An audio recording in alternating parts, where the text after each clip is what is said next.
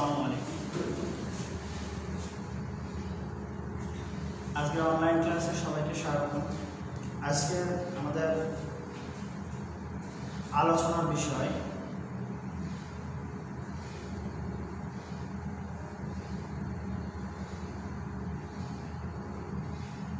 Welcome all of you. আজকে আলোচনার বিষয় অথবা আজকের টপিকগুলো হচ্ছে আমরা প্রথমত পার্সন শিখব, এরপর সেন্টেন্স, তারপর ফ্রেমিং ডাব্লিউএস কোশ্চেন। সুপ্রিয় শিক্ষার্থীবৃন্দ,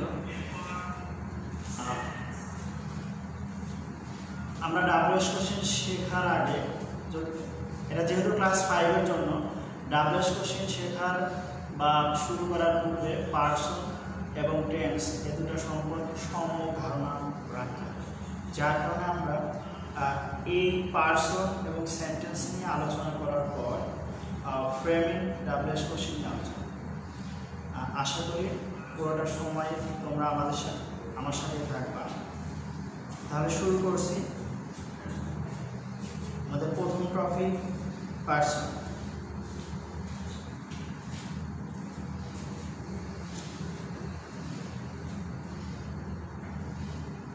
এখানে পার্সন শব্দের অর্থ হচ্ছে ব্যক্তি বা পুরুষ হতে পারে। সেন্টেন্সে বা বাক্যে ব্যবহৃত যে সকল নাউন বা প্রোনাউনকে আশ্রয় করে ভার্বের কাজ সম্পন্ন করা হয় তাকে পার্সন বা পুরুষ বলে। তোমরা স্ক্রিনে পার্সনের একটা সংজ্ঞা দেখতে পারবা। দেখো, মূলত সেন্টেন্স যে পরিচালনা করে তাকে মূলত পার্সন বলা হয়। সেক্ষেত্রে এটার বাংলা হচ্ছে পুরুষ বা ব্যক্তি, আমরা যাই বলি। তাহলে এই সংজ্ঞাটা যদি মনে রাখো যে একটা সেন্টেন্সের যে সাবজেক্ট হয় আর সেই সাবজেক্টটা হয় নাউন হবে নতুবা প্রোনাউন হবে। এর বাইরে কোনো শব্দ সেন্টেন্সে সাবজেক্টের কাজ করতে পারে না। সেক্ষেত্রে আমাদের আলোচনার শুরুতেই পার্সনের ডেফিনেশনটা মনে রাখতে হবে যে সেন্টেন্স বা বাক্যে ব্যবহৃত যে সকল নাউন বা প্রোনাউনকে আশ্রয় করে ভার্বের কাজ সম্পন্ন করা হয় তাকে পার্সন বা পুরুষ বলে। তার মানে ভার্ব বলতে যেহেতু কাজ বা ক্রিয়া বোঝায়, সেক্ষেত্রে ভার্বের কাজ সম্পন্ন করার দায়িত্ব যে বা যার উপর ন্যস্ত হয় সেই শব্দ বা শব্দ সমষ্টিকে আমরা পার্সন করি বা বাংলায় পুরুষ করি। আমি আশা করি তোমরা এটা বুঝতে পেরেছ। এটা আরও একটু ভালোভাবে মনে রাখতে পারো এভাবে যে আমরা সেন্টেন্সে যে শব্দগুলো দেখি যে সাবজেক্ট হিসেবে কাজ করে, অবজেক্ট হিসেবে কাজ করে, আর এই শব্দগুলোকেই মূলত আমরা পার্সনের মধ্যে অন্তর্ভুক্ত করতে পারি। এখন এই পার্সনের প্রকারভেদ আমরা দেখতে পাই। পার্সন মূলত 3 প্রকার। এটা তোমরা আগেও বলেছ বা আগেও জেনেছ ক্লাস 4-এ বা 3-তে। আমরা এরপরে দেখি যে পার্সন 3 প্রকার। স্ক্রিনে তোমরা দেখতে পাচ্ছ ফার্স্ট পার্সন বা উত্তম পুরুষ, সেকেন্ড পার্সন বা মধ্যম পুরুষ, থার্ড পার্সন নাম পুরুষ। আমরা এটা বিস্তারিত আলোচনা করার পূর্বে একটু বেসিক যে ধারণাটা আছে পার্সন নিয়ে সেটা বলি। যে ফার্স্ট পার্সন বা উত্তম পুরুষ, যখন আমি আমার নিজের কথা বলি বা আমার সম্পর্কে কোনো কথা বলি তাকেই মূলত ফার্স্ট পার্সন বলা হয়। যেমন যখন আমি অন্যের কথা বলি, অর্থাৎ তুমি বা তোমার এ সম্পর্কে কোনো কথা বলি, তখন তাকে বলা হয় সেকেন্ড পার্সন বা মধ্যম পুরুষ। আর এর বাইরে আমি এবং তুমি, এর বাইরে পৃথিবীতে যত কিছু আছে সবগুলোকে আমরা কি বলবো? Third person. এর বাইরে পৃথিবীতে যত নাউন আছে সবগুলোকে আমরা থার্ড পার্সন বলবো। এখন এই থার্ড পার্সনটা হচ্ছে এইভাবে মনে রাখতে পারো যে পৃথিবীতে যত নাম আছে সব নামগুলোকে আমরা থার্ড পারসন। পৃথিবীতে যত বস্তুবাচক জিনিস আছে সবগুলোকেই আমরা থার্ড পারসন করি। তার মানে মনোযোগ সহকারে তোমরা যদি এটা বা এভাবে করতে পারো যে আমি এবং তুমি ব্যতীত পৃথিবীর সব কিছুই হচ্ছে থার্ড পারসন। আমরা একটু বিস্তারিত দেখি যে প্রথমত ফার্স্ট পারসন আছে। আমরা জানি ফার্স্ট পারসন শব্দের অর্থ হচ্ছে উত্তম পুরুষ। সেক্ষেত্রে আমরা একটু সংজ্ঞা দেখি ফার্স্ট পারসনের, যে সেন্টেন্স বা বাক্যে আমার সাথে সম্পর্কিত শব্দগুলোকে ফার্স্ট পারসন বলে। তার মানে যে শব্দগুলো আমার সাথে সম্পর্কিত, একটা বাক্যে যে শব্দগুলো আমার সাথে সম্পর্কিত, এটা হতে পারে আমি, আমরা, আমার, আমাদের, এরকম হতে পারে বাংলায়। এই শব্দগুলোকে আমরা ফার্স্ট পারসন। যেমন I, we, my, our, me, us. এক্ষেত্রে আরও একটা জিনিস মনে রাখতে হবে যে প্রত্যেকটা পার্সনের আবার নাম্বার আছে, সংখ্যা আছে। যেমন কোনো পার্সন বলতে একজনকে বোঝায়, কোনো পার্সন বলতে একের অধিক বোঝায়। যখন একজনকে নির্দেশ করে তখন আমরা বলি সিঙ্গুলার নাম্বার, যখন একের অধিককে নির্দেশ করে তখন আমরা একে বলি প্লুরাল নাম্বার। এখন প্রত্যেকটা পার্সনই সিঙ্গুলার হতে পারে, প্লুরাল হতে পারে। তার মানে ফার্স্ট পার্সন সিঙ্গুলার হতে পারে, প্লুরাল হতে পারে। যেমন আমরা স্ক্রিনে দেখতে পাচ্ছি যে আই, উই। এখানে আই সবসময় সিঙ্গুলার, উই সবসময় প্লুরাল। তোমরা যদি একটা মিনিং করো, অর্থ করো, আই মানে আমি, এখানে আমি বলতে একজনকে নির্দেশ করছে। কিন্তু উই বললে আমরা বলতে একের অধিককে বোঝায়, সেক্ষেত্রে উই হচ্ছে প্লুরাল। এবং এভাবে প্রত্যেকটি পার্সনেরই নাম্বার আছে। আমরা এরপরে আরেকটা সংজ্ঞা দেখব সেকেন্ড পার্সনের। আর সেকেন্ড পার্সন বলতে দেখো স্ক্রিনে আমাদের সংজ্ঞাটা আসছে। সেন্টেন্স বা বাক্যের তোমার সাথে সম্পর্কিত শব্দগুলোকে সেকেন্ড পার্সন বলা হয়। তার মানে বাক্যে যে শব্দগুলো তুমি, তোমাদের সাথে সম্পর্কিত সেই শব্দগুলোকে আমরা সেকেন্ড পার্সন বলি। উল্লেখ, এই শব্দ সিঙ্গুলার হতে পারে, প্লুরাল হতে পারে। কিন্তু একটা শব্দ দিয়ে ইউ বলতে আমরা একজনকেও বোঝাতে পারি, একের অধিককেও বোঝাতে পারি। যেমন ইউ, ইয়োর, ইয়োর্স ইত্যাদি। তার মানে ফার্স্ট পার্সন দেখেছ, সেকেন্ড পার্সন দেখেছ। এখন এই দুইটার মধ্যে তুমি নিজে একটা পার্থক্য তৈরি করো। যদি তুমি নিজে পার্থক্য তৈরি করতে পারো তাহলে এগুলো বোঝা তোমার জন্য বা মনে রাখা তোমার জন্য সবচেয়ে সহজ হবে। সুপ্রিয় শিক্ষার্থী, তোমরা যারা ক্লাস 5-এ পড়ো, তোমাদের গ্রামার শেখার আগে অবশ্যই পার্সন সম্পর্কে ভালো আইডিয়া থাকা দরকার। যার কারণে আমরা ফার্স্ট পার্সন, তারই ধারাবাহিকতায় আমরা ফার্স্ট পার্সন এবং সেকেন্ড পার্সন আমি অলরেডি আলোচনা করেছি। আমরা এখন থার্ড পার্সনের দিকে আসবো। থার্ড পার্সন বলতে যাকে আমরা বলি নাম পুরুষ। এখন এর সংজ্ঞা কি, সেই সংজ্ঞাটা আমরা দেখি। যে দেখো স্ক্রিনে সংজ্ঞা দেখা যাচ্ছে যে সেন্টেন্স বা বাক্যে আমি এবং তুমি সম্পর্কিত শব্দগুলো ছাড়া অবশিষ্ট শব্দগুলোকে থার্ড পার্সন বলে। আমরা আগেই বলেছি যে আমি এবং তুমি ব্যতীত পৃথিবীর আর সব কিছুকেই আমরা কি বলি, থার্ড পার্সন বলি। এখন এই থার্ড পার্সনগুলো আমরা কিছু এক্সাম্পল দেখি। যেমন হি, শি, করিম, ইব্রাহিম, ওয়াটার, বুক ইত্যাদি। এখন এখানে আরও কিছু হতে পারে। যেমন হি, শি বলতে একজনকে বোঝাচ্ছে, করিম একজন বোঝাচ্ছে, ইব্রাহিম একজন বোঝাচ্ছে, ওয়াটার একজন বোঝাচ্ছে, বুক একজন বোঝাচ্ছে। রাখতে হবে যখন একজন বোঝায় তখন থার্ড পার্সন সিঙ্গুলার হয়, এবং যখন একের বেশি বোঝায় তখন সেটা থার্ড পার্সন প্লুরাল। এবং এখানে আরও একটা জিনিস মনে রাখবা যে আমাদের প্লুরালের ক্ষেত্রে, থার্ড পার্সন প্লুরালের ক্ষেত্রে প্রোনাউন হিসেবে সর্বদা আমরা দে ব্যবহার করি। আর ব্যক্তিবাচক প্রোনাউন যদি পুরুষ বোঝায়, মানে ছেলেদের ক্ষেত্রে অর্থাৎ পুরুষের ক্ষেত্রে হি এবং মেয়েদের ক্ষেত্রে শি প্রোনাউন ব্যবহার করা হয়। মূলত থার্ড পারসনে মোট 4টা প্রোনাউন আছে। একটা হচ্ছে হি ছেলেদের ক্ষেত্রে ব্যবহার করা হয়, শি মেয়েদের ক্ষেত্রে ব্যবহার করা হয়, এবং ইট বস্তুবাচকের ক্ষেত্রে ব্যবহার করা হয় যদি সেটা সিঙ্গুলার হয়। যদি কোনো বস্তু একজনকে নির্দেশ করে তাহলে তার প্রোনাউন ইট হয়। যদি অনেককে নির্দেশ করে, সেটা ব্যক্তিবাচক হতে পারে, বস্তুবাচক হতে পারে, তাহলে তার প্রোনাউন দে হয়। তাহলে আমরা আরেকটু প্রথম থেকে আলোচনা আসতে পারি যে পার্সন হচ্ছে যে শব্দ সেন্টেন্সে নাউন বা প্রোনাউনকে আশ্রয় করে ভার্বের কাজ সম্পন্ন করে, তাকে আমরা পার্সন বলি। এই পার্সন 3 প্রকার: first person, second person, third person. First person আমি সম্পর্কিত শব্দগুলো, যেমন I, we, me, my, myself, এগুলো। আর সেকেন্ড পার্সন হচ্ছে তুমি সম্পর্কিত, অর্থাৎ যে যেমন ইউ হতে পারে, ইউর হতে পারে, এগুলো। এবং এই দুইটা ব্যতীত পৃথিবীতে আর সব কিছুই থার্ড পার্সন হবে। আশা করি সুপ্রিয় শিক্ষার্থীরা তোমরা এটা বুঝতে পেরেছ।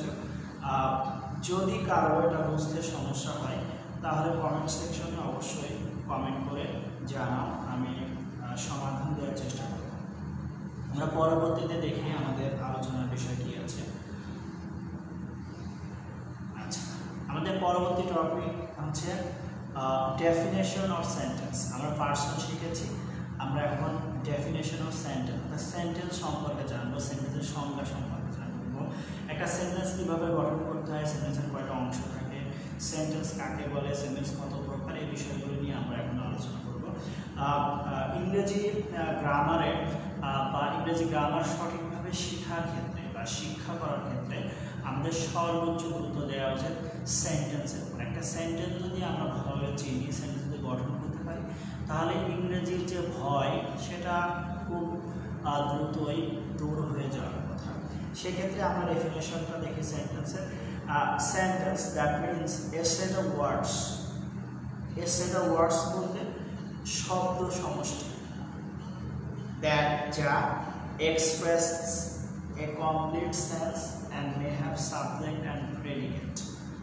এখানে বলছে যে যে শব্দ সমষ্টি পূর্ণাঙ্গ অর্থ প্রকাশ করে। কমপ্লিট সেন্স বলতে পূর্ণাঙ্গ অর্থ, এখানে ভাঙা ভাঙা অর্থ বা অসম্পূর্ণ অর্থ বা আংশিক অর্থ এরকম কোনো কথা নাই। অর্থটা হচ্ছে সম্পূর্ণ হতে পারে, সম্পূর্ণ অর্থ হতে হবে, পূর্ণাঙ্গ অর্থ হবে, যাকে আমরা ইংলিশে বলি complete sense. and may have subject and predicate। অবশ্যই থাকতে পারবে বা থাকে, একটা সাবজেক্ট থাকবে এবং প্রেডিকেট থাকবে। এখন আমরা এভাবে আলোচনা করতে পারি যে যে শব্দ বা শব্দ সমষ্টির ব্যাকরণের নিয়ম মেনে পাশাপাশি অবস্থান করে এবং পূর্ণাঙ্গ অর্থ প্রদান করে, তাকে আমরা বাক্য। একটা বাক্য বা সেন্টেন্সের দুইটা অংশ থাকে, একটাকে বলা হয় সাবজেক্টিভ অংশ আর একটাকে বলা হয় প্রেডিকেট। এখন সাবজেক্ট বলতে বোঝায় যে যে বা যারা কোনো কাজ সম্পন্ন করতে পারে তাকেই আমরা সাবজেক্ট বলি। যে বা যারা কোনো কাজ সম্পন্ন করতে পারে তাকে আমরা সাবজেক্ট বলতে পারি, অথবা যার সম্পর্কে কোনো কিছু বর্ণনা করা হয় তাকেও আমরা সাবজেক্ট বলতে পারি। তাহলে সাবজেক্টের দুইটা দৃষ্টিকোণ থেকে সংজ্ঞা দেওয়া যেতে পারে। যে সেন্টেন্সের কারো সম্পর্কে কোনো কিছু বর্ণনা করা হচ্ছে তাকেও আমরা সাবজেক্ট বলি, এবং আরেকটা বলতে পারি যে বা যার সম্পর্কে কোনো কিছু বর্ণনা করা হয় বা যে বা যারা কোনো কাজ সম্পন্ন করতে পারে তাকেও আমরা সাবজেক্ট বলি। আমরা দুটো এক্সাম্পল দেখছি, দেখো যে the earth moves round the sun. এখানে পৃথিবী, দ্য আর্থ বলতে পৃথিবী, মুভস বলতে ঘোরা, রাউন্ড দ্য সান অর্থাৎ সূর্যের চারিদিকে, তার মানে পৃথিবী সূর্যের চারিদিকে ঘুরে। যদি আমরা প্রশ্ন করি কে পৃথিবীর চারিদিকে ঘুরে, কে সূর্যের চারিদিকে ঘুরে, আমাদের উত্তর আসবে হচ্ছে পৃথিবী। এই যে ভার্বকে কে বা কারা দিয়ে প্রশ্ন করলে যে উত্তর পাওয়া যায় তাকেই আমরা সাবজেক্ট বলি। তার মানে আমাদের এই সেন্টেন্সে দ্য আর্থ সাবজেক্ট, এবং সাবজেক্টের কে ব্যতীত বা সাবজেক্টের পরের যে অংশটুকু বা সাবজেক্ট থেকে বাকি অংশকে আমরা বলি প্রেডিকেট। সাবজেক্ট থেকে বাকি অংশগুলোটুকুকে আমরা কি বলি? প্রেডিকেট। একটা প্রেডিকেটের মধ্যে ভার্ব থাকতে পারে, অবজেক্ট থাকতে পারে, বিভিন্ন অর্থাৎ সাবজেক্ট ব্যতীত সেন্টেন্সের বাকি অংশগুলোকে আমরা কি বলি, প্রেডিকেট বলি। আমরা দ্বিতীয় এক্সাম্পল দেখেছি যে Tania is a good student. এখানে আসলে কার সম্পর্কে বর্ণনা করা হচ্ছে, তানিয়া সম্পর্কে। এখানে এ গুড স্টুডেন্ট বলতে তানিয়াকে নির্দেশ করা হচ্ছে। সো তানিয়া হচ্ছে সাবজেক্ট, এখানে তানিয়া হচ্ছে সাবজেক্ট আর ইজ আ গুড স্টুডেন্ট হচ্ছে প্রেডিকেট। তার মানে সুপ্রিয় শিক্ষার্থী বৃন্দ, তোমরা এটা বুঝতে পারছো যে একটা সেন্টেন্সের দুইটা অংশ থাকে। একটাকে প্রথম অংশকে বলা হয় সাবজেক্টিভ অংশ বা সাবজেক্টিভ কেস, আর দ্বিতীয় অংশকে বলা হয় প্রেডিকেট বা প্রেডিকেটিভ। তার মানে প্রেডিকেট অংশের মধ্যে ভার্ব থাকতে পারে, কমপ্লিমেন্ট থাকতে পারে, অবজেক্ট থাকতে পারে, বিভিন্ন পার্সোনালিটিস থাকতে পারে। আচ্ছা, এরপরে আমরা দেখি ক্লাসিফিকেশন অফ সেন্টেন্স। মিনিং, অর্থ অথবা ফাংশন বা কাজ, এই দৃষ্টিকোণ থেকে সেন্টেন্সগুলোকে 5 ভাবে ভাগ করা যায়। তার মানে আমরা বলতে পারি যে ফাংশন অনুসারে বা মিনিং অনুসারে সেন্টেন্স 5 প্রকার। এখন প্রশ্ন হতে পারে যে আসলে আমরা কেন সেন্টেন্স বা পার্টস শিখতেছি বা শেখার দরকার কেন? আসলে ডাব্লিউএস কোশ্চেন তৈরি করার জন্য আমাদের অবশ্যই একটা পার্সন ব্যক্তিবাচক না বস্তুবাচক তা জানতে হবে। একটা সেন্টেন্স অ্যাসার্টিভ, ইন্টারোগেটিভ এবং সেন্টেন্সের কোথায় সাবজেক্ট আছে, কোথায় অবজেক্ট আছে, এই বিষয়টা সম্পর্কে সম্পূর্ণ বা পূর্ণাঙ্গ ধারণা রাখার জন্য আমাদের সেন্টেন্স সম্পর্কে জানা অবশ্যই দরকার। আর তোমরা জানো যে তোমাদের রিঅ্যারেঞ্জিং সেন্টেন্স আছে বা রিঅর্ডার দ্য সেন্টেন্স বা রিঅর্ডার দ্য ওয়ার্ডস, এরকম কিছু এলোমেলো শব্দ থাকে, সেটাকে রাইট অর্ডার করতে হয়। যার কারণে আমাদের সেন্টেন্সগুলো সম্পর্কে পূর্ণাঙ্গ ধারণা রাখতে হবে। তাহলে রিঅর্ডার দ্য ওয়ার্ডস এটা সম্পন্ন করার জন্য সহজ হবে, আমাদের ডাব্লিউএস কোশ্চেনটা বুঝতেও সহজ হবে। যার কারণে আমি আমার আলোচনার টপিকে প্রথম দিকে পার্সন রেখেছি, তারপরে সেন্টেন্স রেখেছি এবং এরপরে আমরা ডাব্লিউএস কোশ্চেন আলোচনা করব।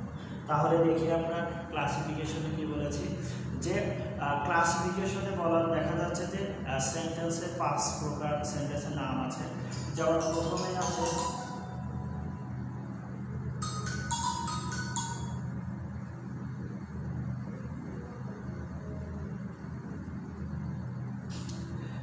প্রথমে আছে অ্যাসার্টিভ সেন্টেন্স বা বর্ণনামূলক।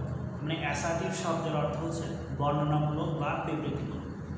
আচ্ছা, এরপরে আছে হচ্ছে ইন্টারোগেটিভ সেন্টেন্স, প্রশ্নবোধক, ইম্পারেটিভ সেন্টেন্স, অনুজ্ঞাসূচক, অবজেক্টিভ সেন্টেন্স, প্রার্থনাসূচক, এক্সক্লামেটরি সেন্টেন্স, বিস্ময়সূচক। আমরা এগুলো বিস্তারিত আলোচনা দেখব। আমাদের প্রথমেই আছে অ্যাসার্টিভ সেন্টেন্স। সুপ্রিয় শিক্ষার্থী, অ্যাসার্টিভ সেন্টেন্স আলোচনার পূর্বে আমি তোমাদের আরও দৃষ্টি আকর্ষণ করছি যে এটা হচ্ছে এক আন্ডারস্ট্যান্ডিং বা বোঝাপড়ার বিষয়, সাথে সাথে টপিকগুলোর নাম এটা মেমোরাইজ করার বিষয়। আমরা ক্লাসে যেমন বলি যে তোমার সব কিছু মুখস্থ করার দরকার নেই, তবে টপিক অর্থাৎ নামগুলো অবশ্যই মুখস্থ রাখতে হবে এবং যেটা বোঝার বিষয় সেটা বুঝতে হবে। যেমন অ্যাসার্টিভ সেন্টেন্স, এই টপিকটা তো তোমার মুখস্থ রাখতে হবে, কিন্তু এর যে সংজ্ঞাটা বা এটা বলতে কী বোঝায় সেটা তোমার বুঝতে হবে, তাহলেই তোমার শিক্ষাটা পূর্ণাঙ্গ হবে। আমরা ডেফিনেশনটা দেখি যে বলছে যে সেন্টেন্সে কোনো কিছু বর্ণনা করে বা বিবৃতি প্রদান করে তাকে অ্যাসার্টিভ সেন্টেন্স বা বর্ণনামূলক বাক্য বলে। তার মানে আমরা এখানে দেখছি যে সেন্টেন্সে কোনো কিছু বর্ণনা করে, এখন কার কোনো কিছু বর্ণনা করে? সাবজেক্ট, অর্থাৎ সাবজেক্ট সম্পর্কে কোনো কিছু বর্ণনা করে বা বিবৃতি প্রদান করলে তাকে আমরা অ্যাসার্টিভ বাক্য বা বর্ণনামূলক বাক্য বলি। এখানে আরও মনে রাখবা যে এই যে 5 প্রকার সেন্টেন্স আছে, এই 5 প্রকার সেন্টেন্স 5 ভাবে শুরু হবে। সেক্ষেত্রে অ্যাসার্টিভ বাক্য সাবজেক্ট দিয়ে শুরু হবে, আর কোনো বাক্য সাবজেক্ট দিয়ে শুরু হয় না। তার মানে এই পয়েন্ট টু বি নোটেড। প্রত্যেক শিক্ষার্থীকে বলছি যে অ্যাসার্টিভ বাক্য সবসময় অলওয়েজ বাক্যটা সাবজেক্ট দিয়ে শুরু হবে, এর বাইরে অ্যাসার্টিভ বাক্য শুরু করা যায় না।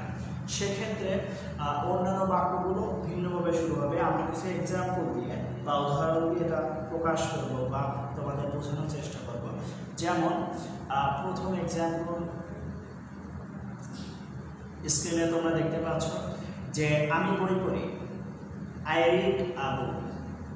যদি আমি এখানে প্রশ্ন করি কে বই পড়ে, তাহলে উত্তর আসবে আমি। সেক্ষেত্রে এখানে আমি সাবজেক্ট এবং আই সাবজেক্ট। সো এই সেন্টেন্সে বই পড়ার কাজ সম্পন্ন করা হচ্ছে এবং এখানে কে বই পড়ছে তা উল্লেখ আছে, সাবজেক্ট দিয়ে বাক্যটা শুরু হয়েছে, যার কারণে আই রিড আ বুক এটা হবে অ্যাসার্টিভ সেন্টেন্স। এরপর দেখো সে স্কুলে যায়, হি গোজ টু স্কুল। এখানে কে স্কুলে যায়, সে স্কুলে যায়, তাহলে সে হচ্ছে এখানে সাবজেক্ট। আর সেক্ষেত্রে সেন্টেন্সটা সাবজেক্ট দিয়ে শুরু হয়েছে, তাহলে এই সেন্টেন্সও কী হবে, অ্যাসার্টিভ সেন্টেন্স হবে।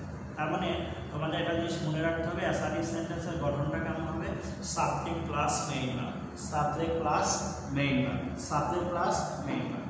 এরপর 3 নম্বরে দেখো, জেলেরা মাছ ধরিতেছে, এটা একটা continuous tense. The fisherman are catching fish. এখানে দেখো কারা মাছ ধরিতেছে, জেলেরা। আমাদের প্রশ্নের উত্তর আসে হচ্ছে জেলেরা। সো দ্য ফিশারম্যান এখানে সাবজেক্ট এবং এটা হচ্ছে থার্ড পারসন। আমরা প্রথমে যা দেখেছি যেমন I first person, he third person, জেলেরা the fisherman third person plural, মা রান্না করিতেছে। দেখো মাদার ইজ কুকিং, মা রান্না করিতেছে। এখানে যদি প্রশ্ন করি কে রান্না করছে, তাহলে উত্তর আসবে মা অথবা মাদার। সেক্ষেত্রে এখানে মাদার শব্দটা নামই হবে, নাউন এবং সাবজেক্ট। এবং যেহেতু এখানে সাবজেক্ট হচ্ছে এটা একটা অ্যাসার্টিভ সেন্টেন্স। এরপরে লাস্টে দেখো আলিমা টাইপ করিতেছে, এটা একটা continuous tense, Alima is typing. এখানে কে টাইপিং করছে, আলিমা। তাহলে আমাদের প্রশ্নের উত্তরে আলিমা যেহেতু আসছে, সেক্ষেত্রে আলিমা সাবজেক্ট। তার মানে আমাদের মোটামুটি মনে রাখতে হবে যে অ্যাসার্টিভ সেন্টেন্সগুলো অবশ্যই সাবজেক্ট দিয়ে শুরু হবে, অ্যাসার্টিভ সেন্টেন্সগুলো অবশ্যই সাবজেক্ট দিয়ে শুরু হবে এবং এরপরে ভার্ব থাকবে। আশা করি সুপ্রিয় শিক্ষার্থীবৃন্দ তোমরা এটা বুঝতে পেরেছ। আমরা দ্বিতীয় ভাগে আসি, যে এরপরে আছে ইন্টারোগেটিভ সেন্টেন্স, মানে প্রশ্ন। ইন্টারোগেটিভ সেন্টেন্স বলতে কি বোঝায়, প্রশ্ন। আমরা প্রথম যে সেন্টেন্সটা পড়েছি তার সম্পূর্ণ ব্যতিক্রম। দেখো যে সেন্টেন্স দ্বারা কোনো প্রশ্ন করা হয় বা কোনো কিছু জিজ্ঞাসা করা হয় তাকে ইন্টারোগেটিভ সেন্টেন্স বা প্রশ্নবোধক বাক্য বলে। তার মানে আমরা দুইটা ভাবে কোনো প্রশ্ন তৈরি করতে পারি। আমরা যদি এটা নিয়ে আলোচনা করব পরবর্তীতে, যে কোনো বাক্যে যখন কোনো কিছু সম্পর্কে জিজ্ঞাসা করা হয় বা জানতে চাওয়া হয়, সেই ধরনের বাক্যগুলোকে আমরা প্রশ্নবোধক বা ইন্টারোগেটিভ সেন্টেন্স বলি। এবং এটা চেনার উপায় হচ্ছে শেষে অবশ্যই প্রশ্নবোধক চিহ্ন থাকবে, শেষে অবশ্যই প্রশ্নবোধক চিহ্ন থাকবে। এখন তোমাদের যা মনে রাখতে হবে যে আমরা কি ভাবে প্রশ্ন করতে পারি। আমরা মূলত দুইভাবে প্রশ্ন করতে পারি। একটা হচ্ছে অক্সিলারি ভার্ব দিয়ে প্রশ্ন করতে পারি, আর একটা হচ্ছে ডাবলএস কোশ্চেন দিয়ে প্রশ্ন করতে পারি। এখন আমরা দেখব যে কিছু এক্সাম্পল দেখব, যে এক্সাম্পল দেখলে তোমাদের ইন্টারোগেটিভ সেন্টেন্সের সম্পর্কে জানা এবং বুঝতে সহজ হবে। যেমন আমাদের প্রথম এক্সাম্পল আছে যে আমি কি বই পড়ি, do I read a book, do I read a book. এখানে দেখো কি শব্দ আছে, তার মানে আমি বই পড়ি কি না এটা সম্পর্কে জিজ্ঞাসা করা হচ্ছে বা জানতে চাওয়া হচ্ছে। যার কারণে দেখো ডু শব্দটা, অর্থাৎ ডু একটা সাহায্যকারী ভার্ব, এই শব্দটা দিয়ে বাক্য শুরু হয়েছে এবং লাস্টে নোট অফ ইন্টারোগেশন আছে, অর্থাৎ প্রশ্নবোধক চিহ্ন আছে। সো এই সেন্টেন্সটাকে আমরা কি বলবো, ইন্টারোগেটিভ সেন্টেন্স। তারপরে দেখো সে স্কুলে যায়, does he go to school, লাস্টে প্রশ্নবোধক চিহ্ন আছে এবং অক্সিলারি ভার্ব দিয়ে শুরু হয়েছে। সো এটাও একটা কি হবে, ইন্টারোগেটিভ সেন্টেন্স। তারপরে দেখো জেলেরা কি মাছ ধরিতেছে, আর দ্য ফিশারম্যান ক্যাচিং ফিশ, আর দ্য ফিশারম্যান ক্যাচিং ফিশ। সেন্টেন্সের স্ট্রাকচার দেখলেই তোমরা কিন্তু বুঝতে পারবে যে বাক্যটা অ্যাসার্টিভ না interrogative. So first of all তোমাদের সেন্টেন্সের গঠন অবশ্যই মনে রাখতে হবে এবং সেন্টেন্স দেখে যাতে বুঝতে পারে এই সেন্টেন্সটা অ্যাসার্টিভ না ইন্টারোগেটিভ। এরপরে দেখো মা কি রান্না করিতেছে, ইজ মাদার কুকিং, আলিমা কি টাইপ করিতেছে,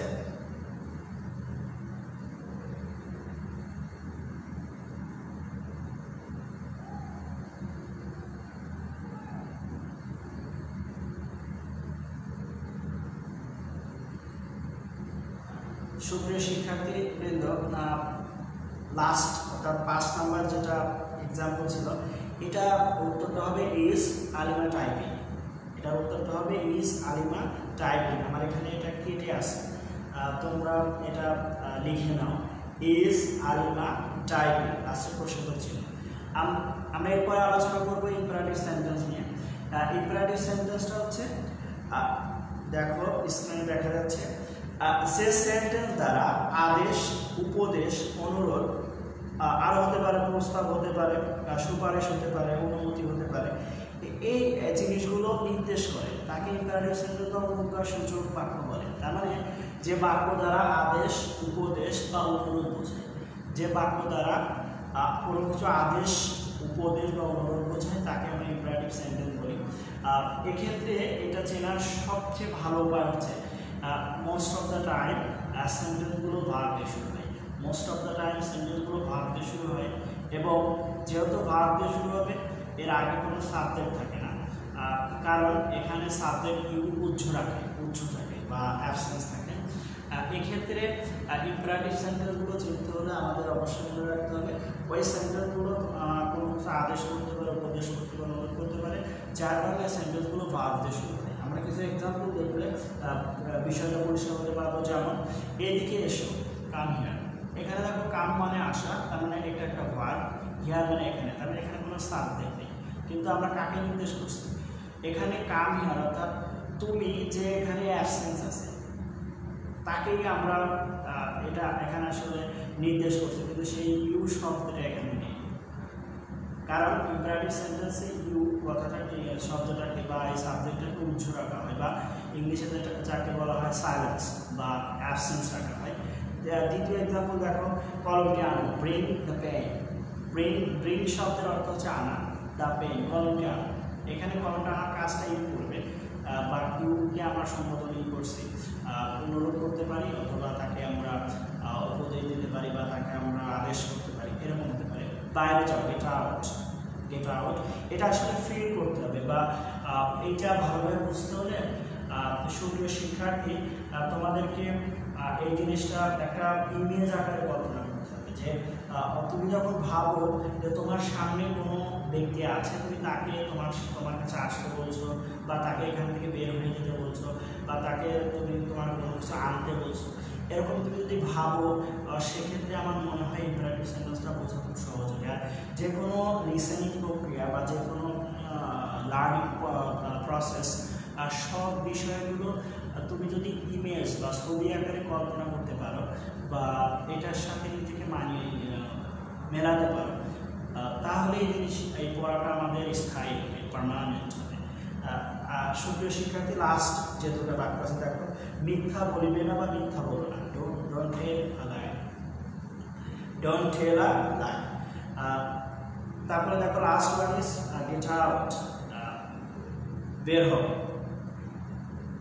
আচ্ছা, আশা করি আমাদের প্রথম 3টা সেন্টেন্স তোমাদের ক্লিয়ার হয়েছে, এবং যেহেতু তোমরা এর আগেও এটা সম্পর্কে পড়েছো, আমি জাস্ট কিছু ধারণা দিচ্ছি তোমাদের। এরপরে দেখো অবজেক্টিভ সেন্টেন্স এসেছে।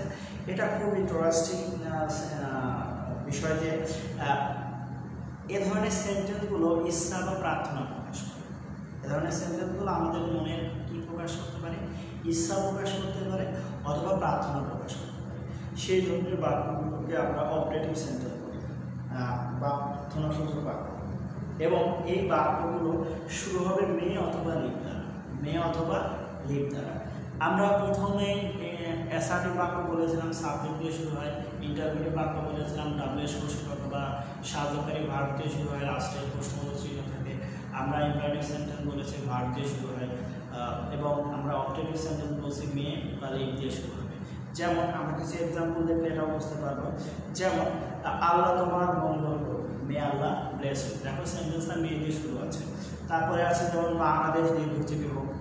সুপ্রিয় শিক্ষার্থী, দীর্ঘজীবী শব্দটার বানান স্পেলিংটা ভুল আছে, এখানে জিবি বর্গীয় জব দীর্ঘ হবে। লিভ লং বাংলাদেশ, এখানে দেখো লিভ দিয়ে শুরু আছে, বা লং লিভ বাংলাদেশ, যে কোনো প্রক্রিয়া সেন্টেন্সটা রাইট। আল্লাহ তোমাকে সাহায্য করুক, মে আল্লাহ হেল্প ইউ, আল্লাহ তোমাকে সাহায্য করুক। আরও হতে পারে, মে ইউ বি হ্যাপি, তুমি সুখী হও, দেখো সেন্টেন্সগুলো মে অথবা লিভ দিয়ে শুরু হচ্ছে, বা লং লিভ আওয়ার প্রেসিডেন্ট, আমাদের রাষ্ট্রপতি দীর্ঘজীবী হোক। তাহলে এই সেন্টেন্সগুলো এভাবে মনে রাখবা যে মে বা লং বা লিভ দ্বারা কোনো সেন্টেন্স শুরু হলে সেই সেন্টেন্স অবশ্যই অবজেক্টিভ সেন্টেন্স হবে। আমরা আমাদের শেষ সেন্টেন্সে আসবো। শেষ সেন্টেন্স হচ্ছে এক্সক্লামেটরি সেন্টেন্স। এটা চেনা খুবই সহজ অন্যান্য সেন্টেন্সগুলো থেকে। একটা চিহ্নের মাধ্যমে এটা মনে রাখা সম্ভব। যেমন এটার প্রথমত সংজ্ঞাটা দেখি আমরা।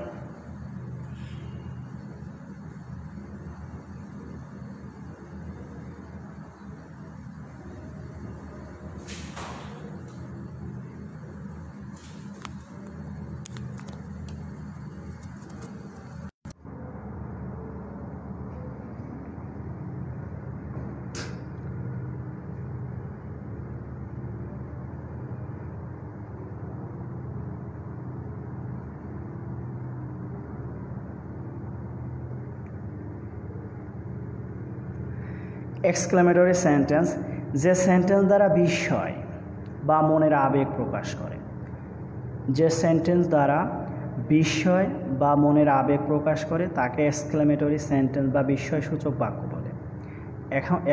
এখানে মনের অসম্ভব ইচ্ছা হতে পারে, আবেগ হতে পারে, দুঃখ হতে পারে, আনন্দ হতে পারে।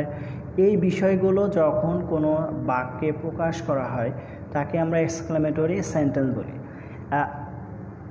আমরা কিছু এক্সাম্পল দিয়ে এটা মনে রাখতে পারবো। আর তার আগে আমাদের মনে রাখা দরকার exclamatory sentence note of exclamation, অর্থাৎ একটা দাড়ি দিয়ে নিচে একটা ফোঁটা থাকে, এইটা মনে রাখতে হবে সবাইকে। যেমন আমরা এক্সাম্পল দিয়ে মনে রাখতে পারি, এক্সাম্পলের মাধ্যমে। যেমন এখানে কি সুন্দর শিশুটি না দিয়ে শিশুটি কতই না সুন্দর, বাক্যটা এরকম হওয়ার দরকার ছিল যে how beautiful the baby is, how beautiful the baby is, শিশুটি কতই না সুন্দর, বাক্যটা এমন হবে। দেখো হাউ দিয়ে বাক্যটা শুরু আছে এবং লাস্টে একটা চিহ্ন আছে দাড়ির নিচে ফোঁটা, এরকম থাকলে এই ধরনের বাক্যগুলোকে এক্সক্লামেটরি বাক্য বলা হয়। তারপরে দেখো কেমন বোকা তুমি, যে how fool you are, how fool you are, বা তুমি কেমন বোকা, এরকম হতে পারে। দেখো লাস্টে দাড়ির নিচে ফোঁটা আছে। আর একটা বিষয় হচ্ছে এখানে সাবজেক্ট ভার্বটা সেন্টেন্সের শেষে থাকে। সাবজেক্ট ভার্বটা কোথায় থাকে? সেন্টেন্সের শেষের দিকে থাকবে। তারপরে দেখো কি আরামদায়ক বিছানাটি, বা বিছানাটি কতই না আরামদায়ক, how comfortable the bed is, how comfortable the bed is. তারপরে হাই লোকটি মারা গেছে, alas the man is dead. আরও হতে পারে হুররা দিয়ে বাক্য শুরু হতে পারে, যে হুররা we have won the game. তারপর হতে পারে if I were a king. যখন কোনো বাক্যে লাস্টে এরকম দাঁড়ের নিচে ফোঁটা থাকে সেই ধরনের বাক্যগুলোকে আমরা অবশ্যই এক্সক্লামেটরি সেন্টেন্স বলবো। সুপ্রিয় শিক্ষার্থীবৃন্দ, আশা করি তোমরা এই সেন্টেন্সগুলো বুঝতে পেরেছ। এবং আমি আরও একবার রিপিট করব যে আমাদের সেন্টেন্স হতে হলে অবশ্যই দুইটা জিনিস মনে রাখতে হবে। একটা হচ্ছে কমপ্লিট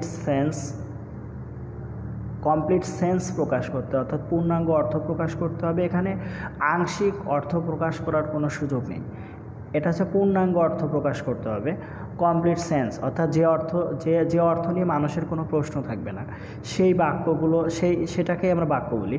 আর একটা বিষয় মনে রাখতে হবে যে একটা বাক্যের দুইটা অংশ থাকে, একটা হচ্ছে সাবজেক্ট আর একটা হচ্ছে প্রেডিকেট।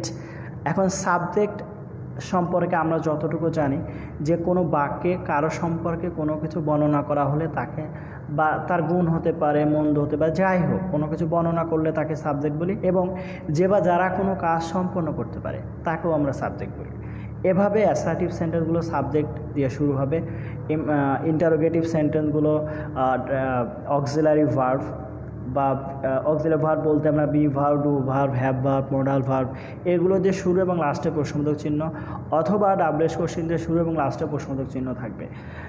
এটা চেনার উপায়। তারপরে ইম্পারেটিভ সেন্টেন্সগুলো যেমন থাকবে ভার্ব দিয়ে শুরু হবে, এবং এই সেন্টেন্সগুলো তোমার আদেশ বোঝাতে পারে, উপদেশ, অনুরোধ, প্রস্তাব, সুপারিশ, এইগুলো প্রকাশ করবে এবং শেষে ফুল স্টপ থাকবে। এরপরে ইম্পারেটিভ অপারেটিভ সেন্টেন্সগুলো মে অথবা লিভ দিয়ে শুরু হবে, এই সেন্টেন্সগুলো মে অথবা লিভ দিয়ে শুরু হয় এবং শেষে এক্সক্লেমেটরি সেন্টেন্সের কোনোভাবে হুডরা বা এলাস দিয়ে শুরু হতে পারে, হোয়াট বা হাউ দিয়ে শুরু হতে পারে, ইফ, হ্যাড, উড, দ্যাট এগুলো দিয়ে শুরু হতে পারে। তবে অবশ্যই মনে রাখতে হবে দাঁড়ের নিচে ফোঁটা অর্থাৎ বিস্ময়সূচক চিহ্ন অবশ্যই থাকবে। যদি কোনো সেন্টেন্সে বিস্ময়সূচক চিহ্ন না থাকে তাহলে অবশ্যই সেই বাক্যটা এক্সক্লেমেটরি সেন্টেন্স হবে না। আচ্ছা, আমরা আসি এর পরবর্তীতে আমরা যে আমাদের মূল যে বিষয়টা ডাব্লিউএস কোশ্চেন। সুপ্রিয় শিক্ষার্থীবৃন্দ, আমরা এর পূর্বে যে আলোচনা করেছি সেটা অবশ্যই তোমাদের যে একটা টপিক আছে, কিছু শব্দ সেন্টেন্সে এলোমেলো করে দেয়া থাকবে, সেই শব্দগুলোকে সঠিক প্রক্রিয়া সাজাতে হবে।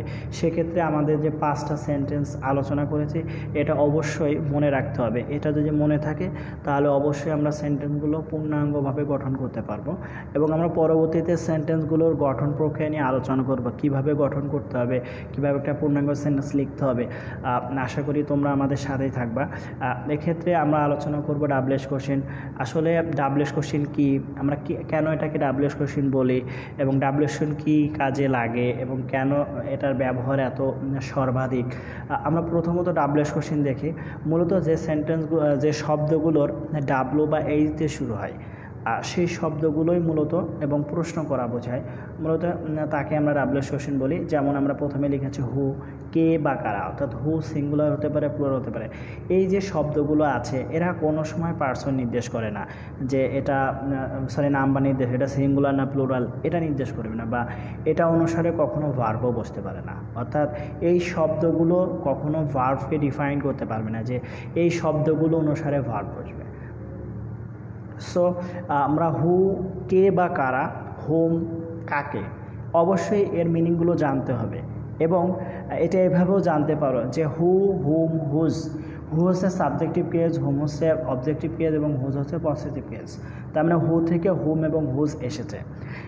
হু হচ্ছে কে বা কারা সাবজেক্ট, হোম বলতে কাকে বোঝায় অবজেক্ট, আর হুজ বলতে কার অধিকার বোঝাচ্ছে, সেক্ষেত্রে পসেসিভ অ্যাডজেক্টিভ। এরপরে হুইজ কোনটি, এটা বস্তুবাচক বা সুনির্দিষ্ট কোনো বিষয়কে নির্দেশ করে। কোনটি, হুইজ সুনির্দিষ্ট কোনো বিষয়কে নির্দেশ করলে আমরা হুইজ দিয়ে প্রকাশ করি। তারপরে হোয়াট শব্দের অর্থ হচ্ছে কি, অর্থাৎ কোনো বস্তু সম্পর্কে কোনো কিছু জানতে চাইলে আমরা হোয়াট দিয়ে প্রশ্ন করি। কখন মানে সময় নির্দেশ করলে, যেমন যখন, তখন, কখন আমরা হোয়েন ব্যবহার করি। কোথায় বা স্থান নির্দেশ করলে হোয়ার ব্যবহার করি। কেন বা কোনো কিছু জানতে চাইলে আমরা হোয়াই ব্যবহার করি। এবং কিভাবে, কত, এটা যদি আমরা প্রকাশ করতে চাই তাহলে হাউ, মানে কোনো কাজ কিভাবে সম্পন্ন হচ্ছে সেই বিষয়গুলো। তারপরে হতে পারে যে কোনো মানুষের উচ্চতা, কোনো কিছুর গভীরতা, কোনো কিছুর এই বিষয়গুলো প্রকাশ করতে হলেও আমরা হাউ শব্দটা ব্যবহার করতে পারি। এবং প্রত্যেকটা শব্দ দেখো যে ডাব্লিউএইচ আছে, শুধুমাত্র হাউ শব্দে এইচ আছে, এই কারণেই মূলত এটাকে ডাব্লিউএস কোশ্চেন বলা হয়। আমরা নোট লিখেছি যে সাবজেক্ট ফার্স্ট পারসন হলে কোশ্চেন করতে ইউ বা ইউর ব্যবহার করতে হয়। তোমরা অবশ্যই এটা মনে রাখবা যে যদি ফার্স্ট পারসন দিয়ে কোনো সেন্টেন্স গঠন করা হয় এবং তাকে প্রশ্ন করতে হলে অবশ্যই সেই ফার্স্ট পারসন অনুসারে ইউ বা ইউর ব্যবহার করতে হবে। যদি ওটা পসেসিভ অ্যাডজেক্টিভ হয়, অর্থাৎ ওখানে যদি মাই বা আওয়ার থাকে তাহলে ইউর হবে, অন্য সব ক্ষেত্রে ইউ। এটা অবশ্যই মনে রাখো। যদি আমরা ফার্স্ট পারসনে দেখি যে সেন্টেন্সে মাই অথবা আওয়ার ব্যবহার করা আছে তাহলেই আমরা ইউর ব্যবহার করব, আর অন্য সব ক্ষেত্রে আমরা ইউ ব্যবহার করব।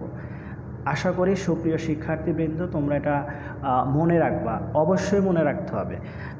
আদারওয়াইজ আমাদের ডাব্লিউএস কোশ্চেন শেখা এত সহজ হবে না। আচ্ছা, আমরা প্রথম যে নিয়মটা ডাব্লিউএস কোশ্চেন নিয়ে আলোচনা করব, দেখো যে আমরা লিখেছি সাবজেক্ট ব্যক্তিবাচক হলে, তার মানে আমাদের অবশ্যই একটা বিষয় মনে রাখতে হবে যে একটা সাবজেক্ট ব্যক্তিবাচক হতে পারে, বস্তুবাচকও হতে পারে। সাবজেক্ট কী হতে পারে? ব্যক্তিবাচক হতে পারে, বস্তুবাচক হতে পারে, প্রাণীবাচক হতে পারে। সেক্ষেত্রে ব্যক্তিবাচকের জন্য আমরা হু ব্যবহার করব, আর বস্তুবাচকের জন্য আমরা হোয়াট ব্যবহার করব, এবং সুনির্দিষ্ট কোনো বস্তুবাচক হলে আমরা হুইচ ব্যবহার করব। এই তিনটা নিয়ম অবশ্যই আমাদের মনে রাখতে হবে এবং এই তিনটা জিনিসই সাবজেক্ট এর পরিবর্তে ব্যবহার করা হয়। সেন্টেন্স যদি সাবজেক্টের নিচে কোনো গ্যাপ থাকে তাহলেই কেবল হু, হোয়াট এবং হুইচ ব্যবহার করা হয়। এক্সাম্পলের মাধ্যমে তোমরা বিষয়টা স্পষ্ট হতে পারো। যেমন দেখো যে সাবজেক্ট ব্যক্তিবাচক হলে আমরা কিভাবে প্রশ্নবোধক করব বা ডাবলএস কোশ্চেনের ব্যবহারটা করব আমি লিখেছি, এটার একটা গঠন লিখেছি যে who plus verb plus extension plus ডাবলএস কোশ্চেন অর্থাৎ কোশ্চেন মার্ক। এখন এই স্ট্রাকচারটা মনে রাখা কিন্তু খুব কঠিন না। এখানে হুটা ব্যক্তিবাচক নির্দেশ করে, তার মানে আমাদের সাবজেক্ট যদি ব্যক্তিবাচক হয় তাহলে অবশ্যই হু ব্যবহার করতে হবে, তারপর ভার্ব থেকে বাকি অংশ দিয়ে প্রশ্নবোধক চিহ্ন ব্যবহার করতে হবে।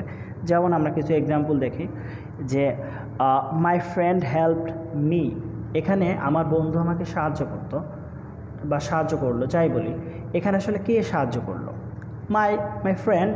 তাহলে মাই ফ্রেন্ড যদি থাকে তাহলে এর পরিবর্তে আমরা কি ব্যবহার করব? এখানে সাবজেক্ট মাই ফ্রেন্ডের নিচে দেখো আন্ডারলাইন করা আছে, তাহলে এর পরিবর্তে আমরা হু ব্যবহার করব, কারণ মাই ফ্রেন্ড হচ্ছে এখানে ব্যক্তি বোঝাচ্ছে।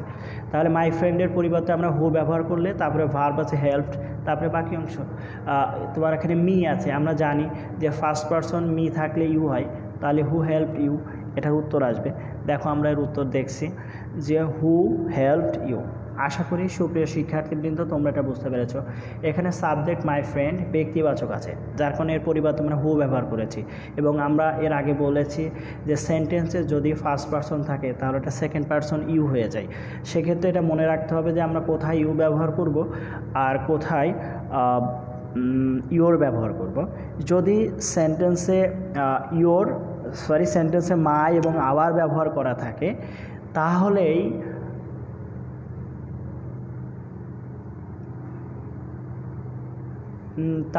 আমরা ইওর ব্যবহার করব এবং অন্য সব ক্ষেত্রে যেমন আই, মি, তারপরে উই, আস এগুলোর ক্ষেত্রে সবসময় আমরা ইউ ব্যবহার করব।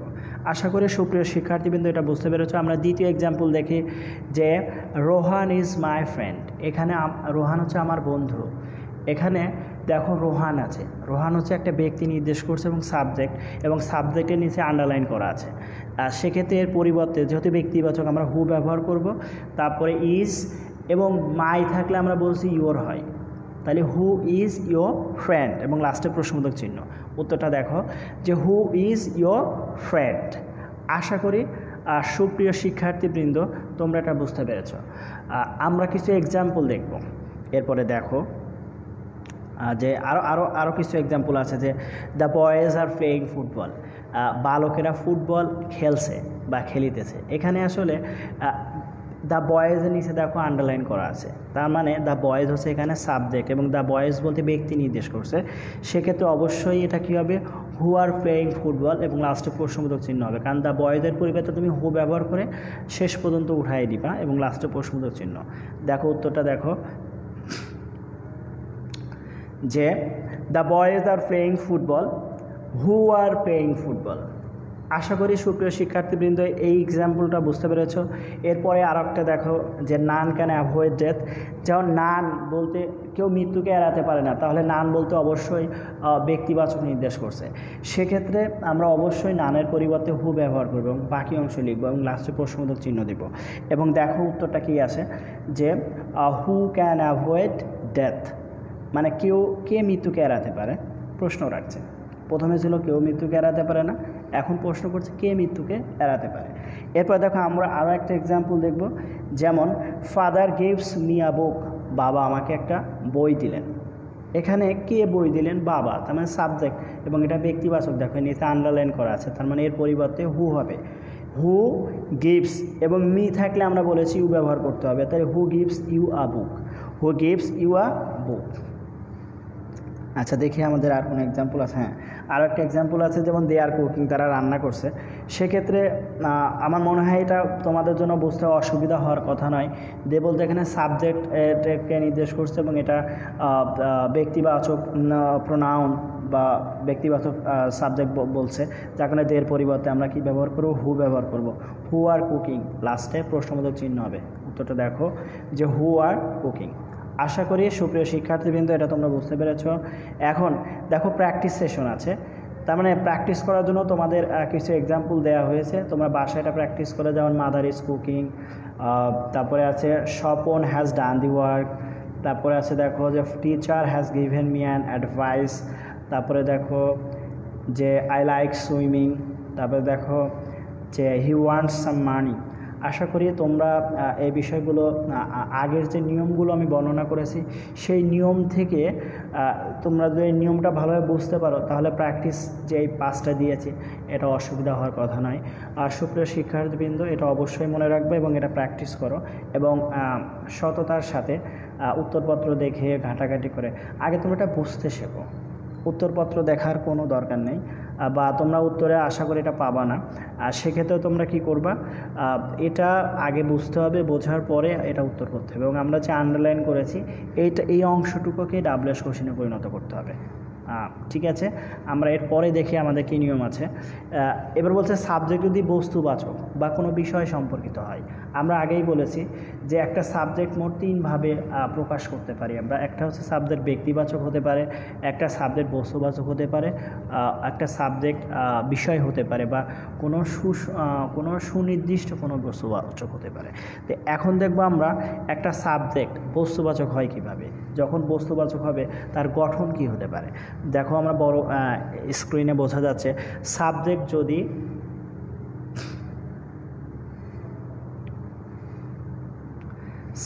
যদি বস্তুবাচক বা কোনো বিষয় সম্পর্কিত হয়।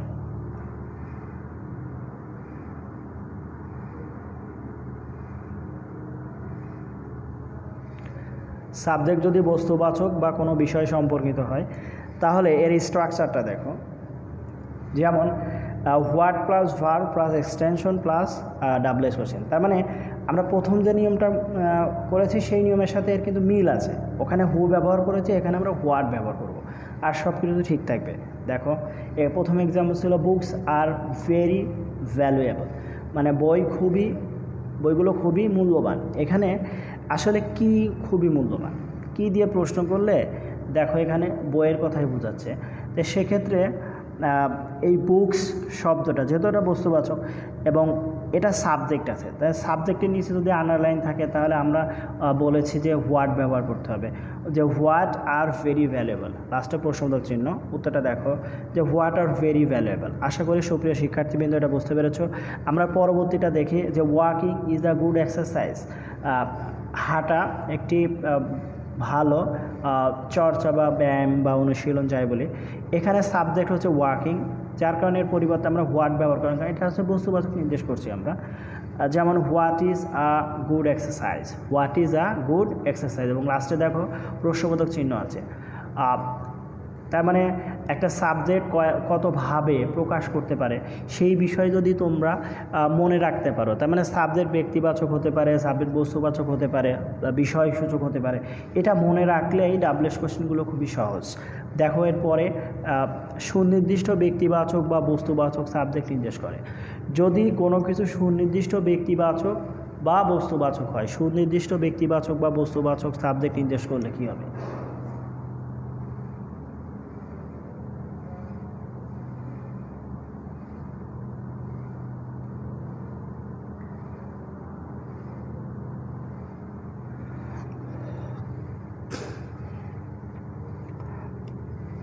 আচ্ছা, আমাদের আরও একটা নিয়ম তোমাদের সামনে আছে। দেখো সুনির্দিষ্ট ব্যক্তিবাচক বা বস্তুবাচক সাবজেক্ট নির্দেশ করে, তার মানে এই সাবজেক্টটা কী হবে, একটা বিষয়কে নির্দেশ করবে একদম সুনির্দিষ্টভাবে, অন্য কোনো কিছুকে নির্দেশ করবে না। যেমন এটার স্ট্রাকচার দেখো, which plus noun plus verb plus extension.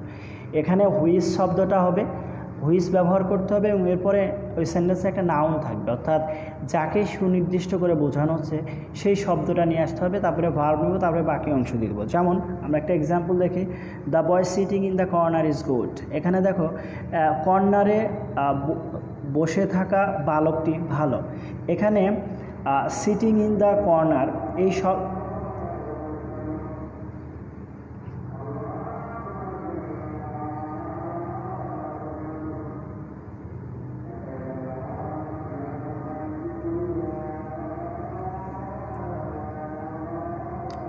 সুপ্রিয় শিক্ষার্থীবৃন্দ, এখন আজানের একটা চলছে, যার কারণে আমি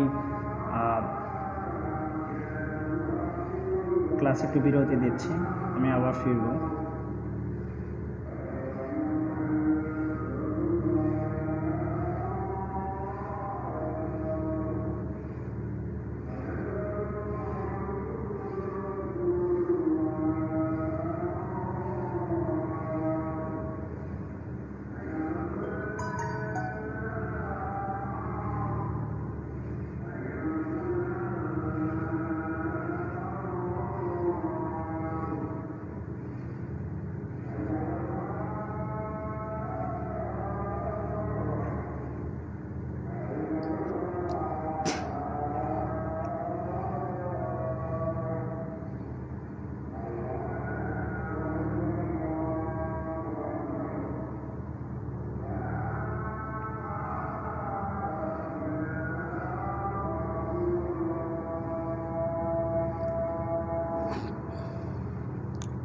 আজানের পর আমরা আবার ফিরে এলাম। এখানে দেখো যে এই যে বলছে সিটিং ইন দি কর্নার, অর্থাৎ কর্নারে বসে থাকা বালকটি ইজ গুড, ভালো। তার মানে যে একটা বালককে নির্দিষ্ট করে বোঝাচ্ছে, কারণ পৃথিবীতে কত বালক কি আছে সবার কথা কিন্তু এখানে বলছে না। যে কর্নারে বসে আছে সেই বালকটা যে ভালো তাকে নির্দেশ করছে। তাহলে এখানে দ্য বয়কে সুনির্দিষ্ট করে বোঝানো হচ্ছে। এই ক্ষেত্রে আমাদের এই যে সিটিং ইন দি কর্নার এটুকু উঠায় দিতে হবে, সেন্টেন্স থেকে এটা উঠে যাবে এবং এর পরিবর্তে আমাদের হুইজ ব্যবহার করতে হবে এবং তারপরে নাউন আসবে। তাহলে এখানে নাউন আছে দ্য বয়। তাহলে আমাদের উত্তরটা দেখো, হুইজ বয় ইজ গুড, একদম সহজ। এখানে হুইজ বয় বলতে আমাদের কিন্তু বোঝাচ্ছে যে কোন বালকটি ভালো, হুইজ বয় ইজ গুড। বা তোমরা যদি এটা লিখতে পারতা যে হুইজ গুড, তারপরেও বাক্যটা রাইট হতো, হুইজ গুড। আচ্ছা ঠিক আছে, এরপরে আমরা আরেকটা এক্সাম্পল দেখি। The Buriganga river flows through Dhaka. এখানে আগেরটা কিন্তু ব্যক্তি নির্দেশ করলেও দ্য বুড়িগঙ্গা কিন্তু ব্যক্তি নির্দেশ করছেন, এটা বস্তু নির্দেশ করছে। তো সেক্ষেত্রে এখানে ঢাকা 4টা নদী আছে ঢাকায়, কিন্তু এখানে বুড়িগঙ্গাকে স্পষ্ট করে বলছে বা ক্লিয়ার। সমস্যা সেক্ষেত্রে দ্য বুড়িগঙ্গার পরিবর্তে আমাদের অবশ্যই এখানে রিভার আছে, আমরা প্রথমে হুইস ব্যবহার করব, তারপরে হুইসের পরে রিভার নাউন শব্দটা আসবে। যেমন হুইস রিভার ফ্লোস থ্রু ঢাকা, হুইস রিভার ফ্লোস থ্রু ঢাকা। এখানে দেখো হুইস বলতে আমরা কাকে নির্দেশ করছি, এখানে রিভার, এবং এই রিভারটা কিন্তু স্পষ্ট এবং ক্লিয়ার করে বলা আছে, যে স্পষ্ট করে বলা আছে বা সুনির্দিষ্ট করে বলা আছে যে এখানে বুড়িগঙ্গা নদীর কথাই বোঝাচ্ছে, যার কারণে আমরা হুইস ব্যবহার করেছি। তারপরে নাউন হচ্ছে রিভার, আমরা রিভার নিয়েছি। আমরা কিন্তু কখনোই লিখতে পারবো না হুইস বুড়িগঙ্গা, কারণ বাংলাদেশে অনেকগুলো বুড়িগঙ্গা নেই, বুড়িগঙ্গা নদী একটাই। সেক্ষেত্রে আমরা হুইস রিভার বলতে পারি। যদি বলি which river flows through Dhaka, Dhaka মানে ঢাকার মধ্য দিয়ে কোন নদী প্রবাহিত হয়েছে, তখন কিন্তু আমাদের উত্তরটা আসবে the Buriganga river flows through Dhaka. তাহলে আশা করি আমার সুপ্রিয় শিক্ষার্থীবৃন্দ তোমরা এটা বুঝতে পেরেছো। এরপরে আমরা প্র্যাকটিস এক্সাম্পলে আসি। যেমন কিছু the accident shocked him very much. আচ্ছা, এখানে এক্সাম্পল বলতে আমরা কিছু এক্সাম্পল দিয়েছি বাসায় প্র্যাকটিস করার জন্য। যেমন the accident shocked him very much, দুর্ঘটনাটি তাকে খুবই কী করলো, শোকাহত করলো। Swimming is a good exercise. তারপরে দেখো to tell a lie is a great sin, এখানে মিথ্যা বলা বড় অপরাধ, এই কথা বলছে বা বড় পাপ। এরপরে দেখো the pain in my hand rights well, অর্থাৎ আমার হাতের কলমটি ভালো লেখে। এখানে দেখো আন্ডারলাইন করা শব্দগুলো তোমরা ডাব্লিউ কোশ্চেন ব্যবহার করো এবং সবগুলোই কিন্তু সাবজেক্ট এখানে। এখন এই সাবজেক্টগুলো কোনোটা বস্তুবাচক বোঝাচ্ছে, কোনটা সুনির্দিষ্ট করে বোঝাচ্ছে সেটা তোমার খেয়াল করতে হবে। এবং last one is that boy did it, অর্থাৎ ওই বালকটি এটি সম্পন্ন করেছে বা বালকটি করেছে তাই বোঝাচ্ছে। তোমরা বাসায় এগুলো প্র্যাকটিস করো। আমাদের চতুর্থ নিয়মে আসি। দেখো, তার মানে আমাদের প্রথমে যে অপশনটা ছিল যে পরীক্ষা আসতে পারে কোনো সাবজেক্টের নিচে আন্ডারলাইন থাকতে পারে। এখন আমাদের প্রথম বিবেচনা করতে হবে সাবজেক্টটা ব্যক্তিবাচক না বস্তুবাচক বা না সুনির্দিষ্ট বিষয়কে বিবেচনা করছে। সেক্ষেত্রে যদি ব্যক্তিবাচক হয় তাহলে আমরা কি ব্যবহার করব, হু। যদি বস্তুবাচক হয় তাহলে আমরা হোয়াট ব্যবহার করব এবং তারপরে ভার্ব। আর যদি সুনির্দিষ্ট কোনো বস্তুবাচক বা ব্যক্তি নির্দেশ করে সুনির্দিষ্টভাবে, সেক্ষেত্রে অবশ্যই হুইচ প্লাস নাউন ব্যবহার করতে হবে। আশা করি সুপ্রিয় শিক্ষার্থীবৃন্দ এটা তোমরা বুঝতে পেরেছ। এখন আমরা সাবজেক্টের কথা জানলাম। এখন যদি অবজেক্টের নিচে আন্ডারলাইন করা থাকে, দেখো তাহলে আমরা কিভাবে এটা করব। একটা স্ট্রাকচার আছে যে অবজেক্ট ব্যক্তিবাচক হলে হুম ব্যবহার করতে হবে। যেমন স্ট্রাকচারটা দেখো, হুম যোগ অক্সিলারি ভার্ব। আমরা এর আগে অক্সিলারি ভার্ব সম্পর্কে খুব বেশি আলোচনা করিনি। অক্সিলারি ভার্ব বলতে আমরা বোঝাই যে 4 ধরনের ভার্ব থাকতে পারে। একটা হচ্ছে ডু ভার্ব, যেমন ডু, ডাজ, ডিড। একটা হচ্ছে be verb, am, is, are, was, are. তারপরে আছে have verb, have, has, had. তারপরে অনেকগুলো মডাল ভার্ব আছে, যেমন shall, should, will, would, can, could, may, might, must, ought to, use to, need, dare ইত্যাদি। এক্ষেত্রে আমাদের যা মনে রাখতে হবে যে স্ট্রাকচারটা দেখো যে অবজেক্টের নিচে যদি আন্ডারলাইন করা থাকে অবশ্যই হুম ব্যবহার করতে হবে এবং এরপরে অক্সিলারি ভার্ব আসবে। এখন সেন্টেন্সে অক্সিলারি ভার্ব যা থাকবে মানে টেন্স অনুসারে অক্সিলারি ভার্ব আসবে। এক্ষেত্রে টেন্সের ভূমিকা অনস্বীকার্য এবং তোমাদের টেন্স যাদের সমস্যা আছে তাদের টেন্স জানতেই হবে। টেন্স জানলে এটা প্রশ্ন করা খুব সহজ হবে। তাহলে প্রথমে হোম, তারপরে অক্সিলারি ভার্ব, তারপরে সাবজেক্ট থাকবে সেন্টেন্সে, মেইন ভার্ব প্লাস এক্সটেনশন। আমরা এক্সাম্পলে আসি, যেমন আই মিট রানা ইয়েস্টারডে, আমি রানার সাথে গতকাল সাক্ষাৎ করেছি। এখানে দেখো রানা অবজেক্ট, এখানে আমি কার সাথে সাক্ষাৎ করেছি, রানার সাথে। সো এখানে রানার পরিবর্তে আমরা কি লিখতে পারবো, হোম লিখবো। তার মানে হোম দিয়ে যদি বাক্য স্টার্ট করে দেখো হোম, তারপরে আমরা লিখেছি ডিড। কেন ডিড লিখেছি, এখানে মিট হচ্ছে মেইন ভার্ব। এই ভার্বটা দেখো পাস্ট টেন্সে আছে। পাস্ট টেন্সে থাকলে এবং এখানে কোনো বি ভার্ব নেই, মেইন ভার্ব যেহেতু আছে তাহলে টেন্স অনুসারে অবশ্যই আমাদের ডিড আনতে হবে। এই প্রেজেন্ট টেন্সে ডু বা ডাজ হয় এবং পাস্ট টেন্সে কী হয়, ডিড হয়। এখানে যেহেতু সেন্টেন্সটা পাস্ট আছে এবং দেখো ইয়েস্টারডে শব্দ আছে, যার কারণে আমাদের কাজ হবে যে হুম ব্যবহার করার পরে আমাদের ব্যবহার করতে হবে অক্সিলারি ভার্ব। এটা টেন্স অনুসারে অক্সিলারি ভার্ব ব্যবহার করতে হবে, যার কারণে আমরা ডিড নিয়েছি। এবং ইউ কেন নিয়েছি, দেখো আই আছে, আমরা বলেছি আয়ের কারণে ইউ হয়, উইয়ের কারণে ইউ হয়, মি থাকলে ইউ হয়, আস থাকলে ইউ হয়। তাহলে হোম ডিড ইউ, এরপরে ডিড যেহেতু আছে তাহলে মিটটা কী হবে, বেস ফর্ম হয়ে যাবে। এটা মনে রাখতে হবে যে ডু ডাজ ডিড এরপরে ভার্বের সব সময় বেস ফর্ম বসে। যদি সেন্টেন্সে ডু ডাজ ব্যবহার করা হয় এরপরে যদি কোনো মেইন ভার্বের দরকার হয় তাহলে মেইন ভার্বটা অবশ্যই ভার্বের বেস ফর্ম আসবে এবং বাকি অংশ। এখন প্রশ্ন হতে পারে, মানে এখানে করতে পারে, তোমার প্রশ্ন তুমি করতে পারো এইভাবে যে বাংলায় তুমি কার সাথে গতকাল সাক্ষাৎ করেছিলে, তখন এটার উত্তর আসবে আই মিট রানা ইয়েস্টারডে। এখানে কার, হুম বলতে রানাকে বোঝাচ্ছে, তাহলে whom did you meet yesterday. আমাদের পরবর্তী এক্সাম্পলটা দেখো, the dog bit the boy, কুকুরটি বালকটিকে কী করলো, কামড়ালো।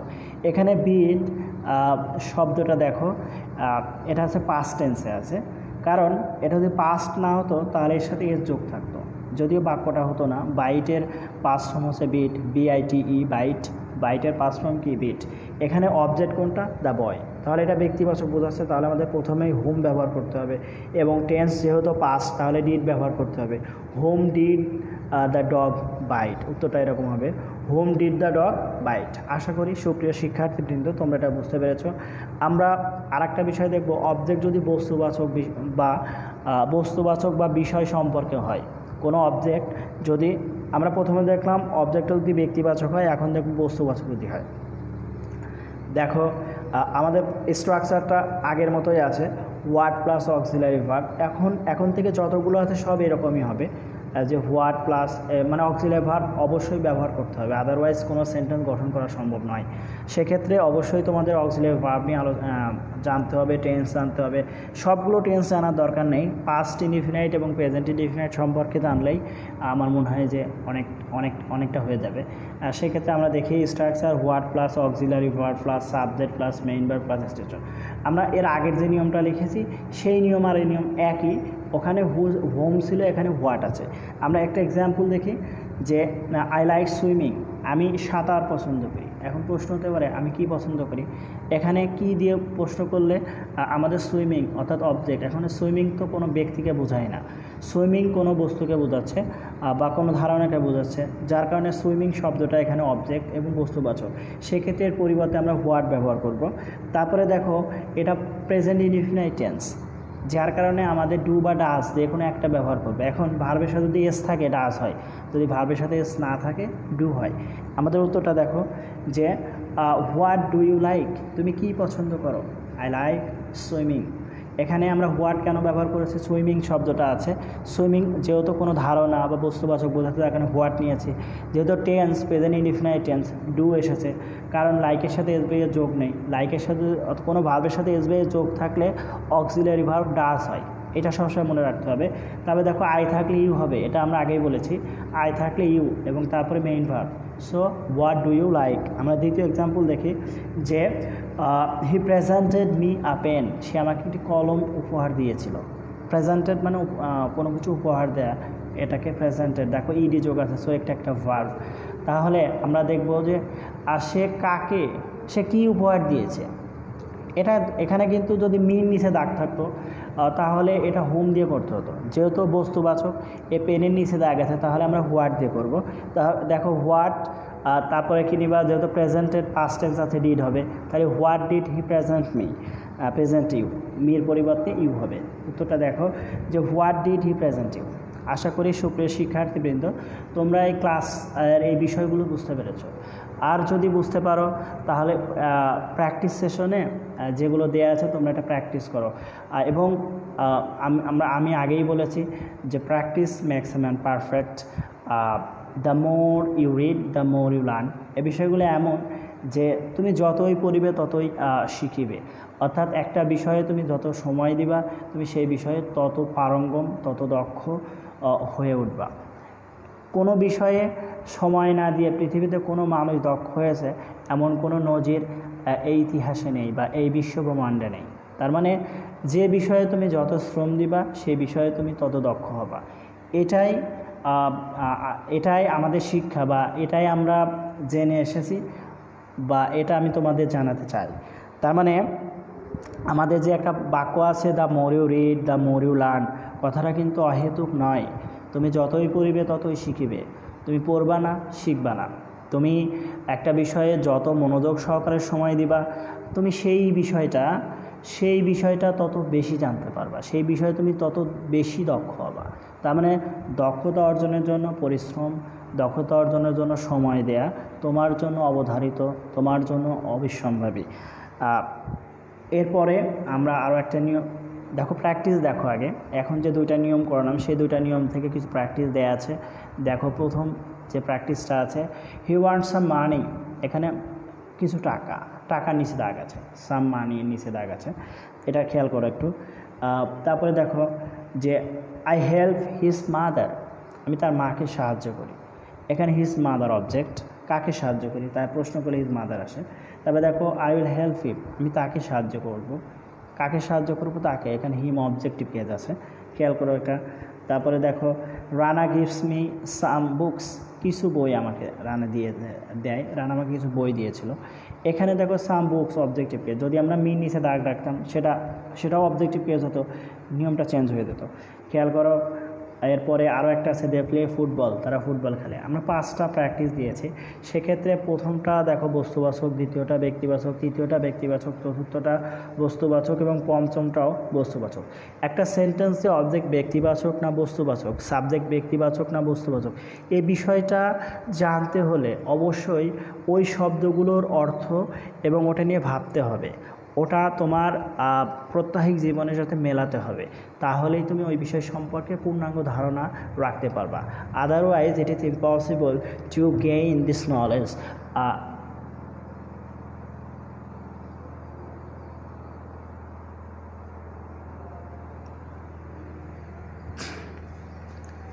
সুপ্রিয় শিক্ষার্থী, আমরা নেক্সট যে নিয়মটা আছে সেই নিয়মে আসি।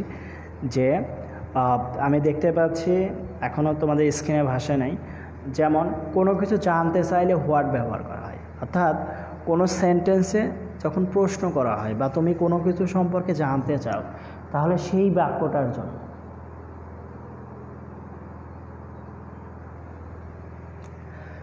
কোনো কিছু জানতে চাইলে হোয়াট ব্যবহার করতে হবে। যেমন আমরা ইন্টারোগেটিভ সেন্টেন্সে যেটা বলছিলাম, জানতে চাওয়া বা জিজ্ঞাসা করা, এরকম হলে অবশ্যই কী ব্যবহার করতে হবে? হোয়াট। যেমন স্ট্রাকচারটা দেখো, হোয়াট প্লাস অক্সিলারি ভার্ব, তার মানে আমরা যে আগে যে দুইটা নিয়ম করেছি সেই নিয়মের সাথে কিন্তু সম্পূর্ণ মিল আছে। যে you have to use auxiliary verb according to the following tense. According to the following tense, you have to use auxiliary verb and you are bounded to use it. তার মানে what plus auxiliary verb plus subject plus main verb, দেখো আমি ব্র্যাকেটে লিখে দিয়েছি following tense, অর্থাৎ tense অনুসারে, তারপরে এক্সটেনশন, তারপরে নোট অফ ইন্টারোগেশন অর্থাৎ প্রশ্নবোধক চিহ্ন। তার মানে তোমরা যদি অক্সিলারি ভার্বটা ভালো বুঝতে পারো, আমি তোমাদের যদি সমস্যা হয় তোমরা কমেন্ট সেকশনে অক্সিলারি ভার্ব নিয়ে কিছু বলতে পারো। যদি প্রবলেম থাকে তাহলে আমি এই বিষয়টা নিয়ে পরবর্তীতে আলোচনা করব, কারণ অক্সিলারি ভার্ব শেখা, টেন্স শেখা, এটা তোমার পরবর্তীতে প্রত্যেকটা ক্লাসে প্রত্যেকটা শ্রেণীতে এটা লাগবে এবং এটা গুরুত্বপূর্ণ। এবং প্রত্যেকটা নিয়মেই দেখো, প্রথম যে 3টা নিয়ম, তার বাইরে যত নিয়ম সবগুলোতে অক্সিলারি ভার্ব ব্যবহার করতে হবে।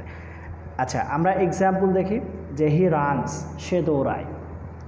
এখন প্রশ্ন হতে পারে সে কি করে, তুমি সেটা জানতে চাও, সে কি করে। তাহলে কি হতে পারে? যেহেতু রানসের সাথে এর যোগ আছে এবং এখানে আমরা আগেই বলেছি কোনো কিছু জানতে চাইলে হোয়াট বসে, তাহলে যেহেতু তুমি জানতে চাও তার মানে আগে হোয়াট ব্যবহার করো। তারপরে যেহেতু ভার্বের সাথে এর যোগ আছে, তাহলে ভার্বের সাথে এর যোগ থাকলে আমরা কি নিতে বলেছি? ডাজ, তাহলে ডাজ নাও, হোয়াট ডাজ। তারপরে সাবজেক্ট হি আছে, হি নাও। তারপরে হোয়াট ডাজ হি ডু, বিষয়টা এরকম আসে, কারণ মেইন ভার্ব আর ব্যবহার করা যায় না। হোয়াট ডাজ হি ডু, বাক্যটা দেখো, উত্তর দেখো, হোয়াট ডাজ হি ডু। এখানে তুমি যদি মনে করো, কারণ যাকে তুমি আন্ডারলাইন করেছো সেটা তো উঠে যাবে, সেক্ষেত্রে তার পরিবর্তে ডু ব্যবহার করতে হবে। এবং এটা সব ক্ষেত্রে নিয়মটা সত্য, এটা মনে রাখতে হবে সবাইকে, যে ভার্বের নিচে আন্ডারলাইন করা থাকবে সেই ভার্বের পরিবর্তে তুমি ডু ব্যবহার করবা। এবং সেই ভার্ব অনুসারে অক্সিলারি ভার্ব ডু হতে পারে, ডাজ হতে পারে, ডিড হতে পারে। যদি এমন হয় যে হোয়াট ডু ইউ ডু, তোমার মনে হতে পারে যে একটা সেন্টেন্সে 2টা ডু কেন ব্যবহার করা হলো? 2টা ডু ব্যবহার করা যেতে পারে, কারণ একটা অক্সিলারি ভার্ব, একটা মেইন ভার্ব, এটাতে দুশ্চিন্তা করার কিছু নেই, ঘাবড়ানোর কিছু নেই। ঠিক আছে, আমরা দ্বিতীয় নিয়ম দেখি, দ্বিতীয় এক্সাম্পল দেখি। The boy will Singh a song, এই ধরনের বাক্যে দেখো, এখানে দ্য বয় সাবজেক্ট, উইলটা হচ্ছে অক্সিলারি ভার্ব, সিং হচ্ছে মেইন ভার্ব, এই সং হচ্ছে অবজেক্ট।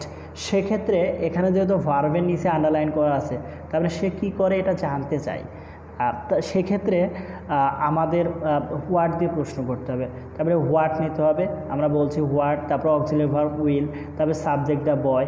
তারপরে দেখো কি উত্তর আসে, দেখো যে what will the boy do, what will the boy do, বালকটি কী করে? তাহলে উত্তর আসবে the boy will sing a song. সুপ্রিয় শিক্ষার্থীবৃন্দ, আশা করি এটা বুঝতে পেরেছ। আমরা এর পরবর্তী নিয়ম যাই। যদি স্থান জানতে কি ব্যবহার করা হয়? হোয়ার ব্যবহার করা হয়। কোনো স্থান সম্পর্কে তুমি যদি জানতে চাও তাহলে কি ব্যবহার করতে হবে? হোয়ার। দেখো আমরা এটা এরপরে স্ট্রাকচারটা দেখি। হোয়ার প্লাস অক্সিলারি ভার্ব, আগেই বলেছি auxiliary verb is a must এ ধরনের সেন্টেন্সে। তারপরে সাবজেক্ট, মেইন ভার্ব, এক্সটেনশন। তার মানে দেখো সব মিল আছে, তোমার খালি এই জিনিসগুলো ধরতে হবে যে অক্সিলারি ভার্বগুলো কী এবং সেন্টেন্স এটা কি বোঝাচ্ছে, স্থান বোঝাচ্ছে, সময় বোঝাচ্ছে, না বস্তু বোঝাচ্ছে, না ব্যক্তি বোঝাচ্ছে, এই বিষয়গুলো ধরতে হবে। আচ্ছা, আমরা একটা এক্সাম্পল দেখি। হি লিভস ইন কুষ্টিয়া। তোমরা মনে করতে পারো স্যার এত জেলা রেখে কুষ্টিয়া কেন বললো? কুষ্টিয়া আমার হোম ডিস্ট্রিক্ট, যার কারণে এটা ব্যবহার করেছে। দেখো, হি লিভস ইন কুষ্টিয়া, সে কুষ্টিয়ায় বসবাস করে বা বাস করে। এক্ষেত্রে কুষ্টিয়া একটা প্লেসের নাম বোঝাচ্ছে, যার কারণে এর পরিবর্তে আমরা হোয়ার ব্যবহার করি। তোমরা হোয়ার, তারপর অক্সিলারি ভার্ব, যেহেতু ভার্বের সাথে এস আছে তাহলে কী হবে? ডাজ হবে। হোয়ার ডাজ, তারপরে সাবজেক্ট, তারপরে মেইন ভার্ব। এক্ষেত্রে মেইন ভার্ব ব্যবহার করতে হবে। তাহলে হোয়ার ডাজ হি লিভ। দেখো উত্তরটা দেখো, হোয়ার ডাজ হি লিভ। আশা করি সুপ্রিয় শিক্ষার্থীবৃন্দ এই কথাটাও তোমরা বুঝতে পেরেছ। এরপরে আমাদের দ্বিতীয় এক্সাম্পল দেখো, he will go to Dhaka, সে ঢাকা যাবে। তাহলে এটা কি হবে? এখানে দেখো স্থান বোঝাচ্ছে ঢাকা, এখানে অক্সিলারি ভার্ব উইল আছে, তার মানে আমাদের প্রথমে স্থান বোঝালে হোয়ার ব্যবহার করতে হবে, তারপর অক্সিলারি ভার্ব উইল নিবা, তাহলে সাবজেক্ট, তারপরে মেইন ভার্ব। তাহলে উত্তরটা দেখো, স্ক্রিনে উত্তর আছে, হোয়ার উইল হি গো, সে কোথায় যাবে। হোয়ার উইল হি গো, ঠিক। নেক্সট, আচ্ছা আমাদের একটা প্র্যাকটিস সেশন আছে। দেখো যে প্র্যাকটিস কী কী দেওয়া আছে দেখি আমরা। যেমন they will go to London, বা লন্ডন যাই বলো, দে উইল গো টু, এটা যদি আমরা ব্রিটিশ প্রনাউন্সিয়েশন করি তাহলে এলকে ল্যান্ডন হয়, এরকম হতে পারে লন্ডন। তারপরে আমরা দেখি they will go to London. তারপরে দেখো he lives in a village, একটা প্লেস বোঝাচ্ছে, আগেরটাও প্লেস বোঝাচ্ছে। তারপরে দেখো he is working in the field, এখানে কাজ করার কথা বোঝাচ্ছে। He is working in the, সে মাঠে কাজ করে। আচ্ছা, আমাদের প্রশ্ন তো সে কী করে? আই এম রিডিং নাও, আমি এখন পড়ছি। তুমি কী করো? এরকম প্রশ্ন হতে পারে। দেখো, Rohit goes to school, Rohit স্কুলে যায়। আশা করি সুপ্রিয় শিক্ষার্থীবৃন্দ আমরা লাস্ট যে নিয়মগুলো শিখেছি, যেমন হোয়াট এবং হোয়ার, এই দুটার এক্সাম্পল আমরা একসাথে, আমরা প্র্যাকটিসগুলো একসাথে দিয়েছি। তোমরা এটা বাসায় বসে প্র্যাকটিস করবা।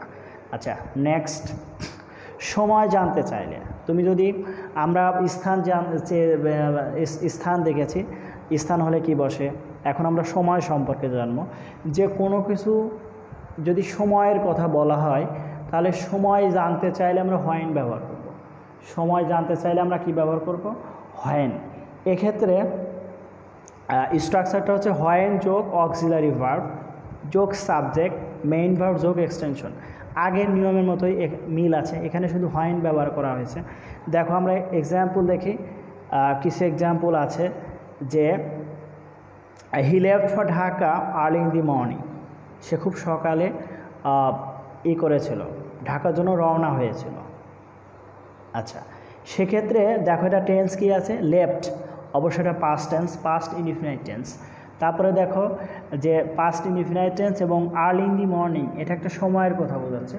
তাহলে আমাদের উত্তর আসবে কি, যে যেহেতু সময় বোঝালে আমাদের হোয়েন ব্যবহার করতে হবে। তারপরে অক্সিলারি ভার্ব, এখানে লেফট যদি পাস্ট হয় তাহলে পাস্ট টেন্সে পাস্ট ইনডিফিনাইটে অক্সিলারি ভার্ব কী আছে? ডিড আছে, সাহায্যকারী ভার্ব, তাহলে ডিড নিতে হবে। হোয়েন ডিড, তারপরে সাবজেক্ট হি আছে, when did he leave for Dhaka, অর্থাৎ সে কখন ঢাকা জন্য রওনা হয়েছিল। উত্তরটা এরকম আসে, সে কখন, আর্লি ইন দি মর্নিং আমাদের উত্তর আসবে। তাহলে when did he leave for Dhaka. আশা করি তোমরা এটা বুঝতে পেরেছ। এরপরে দেখো উত্তরটা দেখো যে when did he leave for Dhaka, উত্তরটা পেয়েছ। এরপরে আমাদের আরও একটা এক্সাম্পল আছে যে হি উইল কাম টুমরো, সে আগামীকাল আসবে। খুবই সহজ। দেখো টুমরো বলতে একটা সময় বোঝাচ্ছে এবং এই সময়টার জন্য আমরা কি ব্যবহার করব? হোয়েন। তারপরে অক্সিলারি ভার্ব কী আছে? উইল আছে। তারপরে সাবজেক্ট হি, তারপরে মেইন ভার্ব। যেমন when will he come, when will he come. আশা করি সুপ্রিয় শিক্ষার্থীবৃন্দ তোমরা এটা বুঝতে পেরেছ। আমরা পরবর্তীতে দেখি কি আছে, কিভাবে কাজ সম্পন্ন হয়, সেক্ষেত্রে হাউ ব্যবহার করা হয়।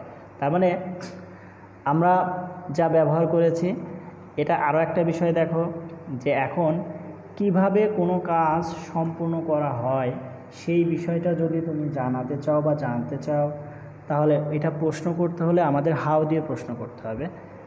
আচ্ছা, এর স্ট্রাকচার দেখো,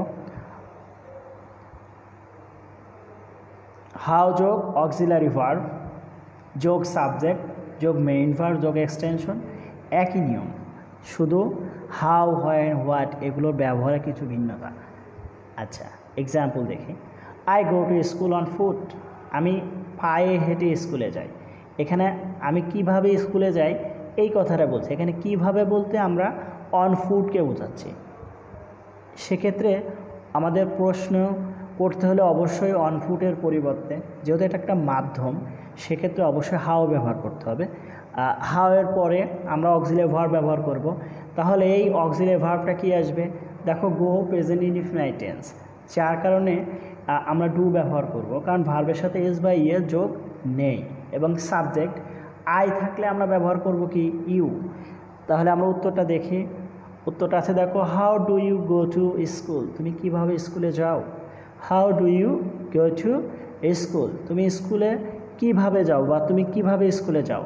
আমরা আরও একটা এক্সাম্পল দেখব যে হি রেস্ট হিয়ার বাই বাস, সে এখানে বাসে পৌঁছেছিল, অর্থাৎ বাস দ্বারা বা বাসের মাধ্যমে বা বাসে সে এখানে এসেছিল হয়েছে।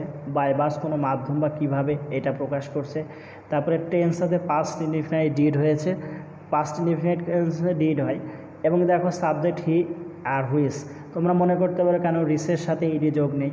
একটা সিম্পল সেন্টেন্সে দুইটা পাস্ট হতে পারে না, যার কারণে তুমি যখন ডু বা ডাজ বা ডিড এগুলো ব্যবহার করো অবশ্যই পরবর্তীতে ভার্বের বেস ফর্ম ইউজ করতে হবে। আশা করি শিক্ষার্থী বন্ধু এগুলো বুঝতে পেরেছ। এখন আরও একটা নিয়ম দেখো যে বয়স, উচ্চতা, দৈর্ঘ্য, গভীরতা ইত্যাদি জানতে হাউ ব্যবহার করতে হয়। আমরা এর আগে কোনো কিছু কিভাবে সম্পন্ন করি আমরা সেটা জানতে চেয়েছি। এখন তোমার বয়স, উচ্চতা, দৈর্ঘ্য, গভীরতা ইত্যাদি যদি জানতে চাও সেক্ষেত্রেও আমরা হাউ ব্যবহার করতে পারবো। এবং স্ট্রাকচারটা একদম মিল আছে। দেখো, হাউ যোগ অক্সিলারি ভার্ব যোগ সাবজেক্ট,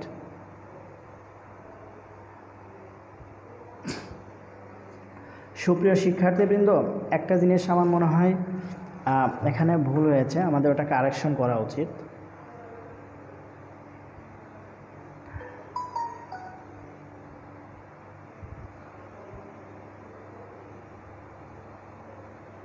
আচ্ছা, এইখানে কারেকশন যে জিনিসটা, সেই জিনিসটা আমি দেখাচ্ছি তোমাদের।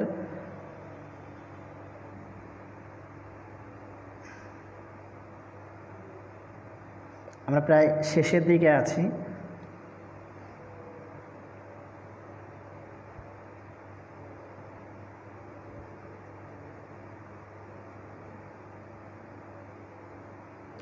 প্রায় শেষের দিকে আছি। আমাদের এই গঠনে এই জায়গায় একটু চেঞ্জ করা দরকার। এখানে আসলে হবে একটা অ্যাডজেক্টিভ হবে, অ্যাডজেক্টিভ।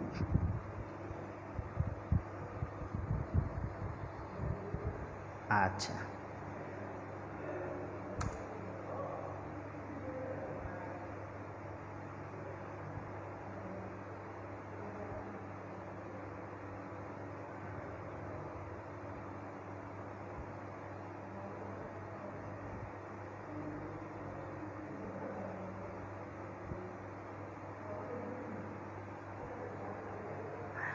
ওকে শিক্ষার্থীবৃন্দ, তোমরা এটা দেখো যে স্লাইড শোতে এটা দেখা যাবে এখনই পেজ।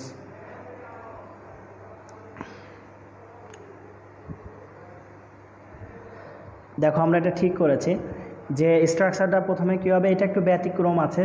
হাউ এরপরে অ্যাডজেক্টিভ ব্যবহার করতে হবে। অ্যাডজেক্টিভ কোনগুলো? যেমন বয়সের ক্ষেত্রে আমরা ওল্ড ব্যবহার করি, বয়সের ক্ষেত্রে আমরা ওল্ড ব্যবহার করি। উচ্চতার ক্ষেত্রে আমরা হাই বা হাইট যাই ব্যবহার করি। দৈর্ঘ্য, লেন্থ আছে, তারপরে গভীরতা, ডিপ আছে, এগুলো সব কিন্তু অ্যাডজেক্টিভ। এই অ্যাডজেক্টিভগুলো হাউয়ের পরে ব্যবহার করতে হবে। আমি লিখতে ভুলে গেছিলাম, এটাই আসলে কারেকশন করার দরকার ছিল। আমরা যেমন দেখছি যে আই এম 26 ইয়ার্স ওল্ড, এখানে 26 ইয়ার্স একটা বয়স বোঝাচ্ছে, যার কারণে এরটুকু উঠাই দিয়ে আমরা হাউ লিখব। তারপরে দেখো অ্যাম আছে, তাই আমরা তো আর এখানে ওল্ড, আগে অ্যাডজেক্টিভ ওল্ডটা নিতে হবে। দেখো উত্তরে কী আছে, হাউ ওল্ড আর ইউ। এখানে আর কেন হয়েছে? এখানে যেহেতু ইউ আছে, যার কারণে ইউ এর সাথে আর হয়, কোনোভাবে অ্যাম হওয়া পসিবল নয়। দ্বিতীয়টা দেখো, the tree is 30 feet high, তার মানে এখানে হাই আছে, 30 ফিট উঠে যে হাই হবে, তাহলে এটা কি হবে, how high is the tree. The how high is the tree.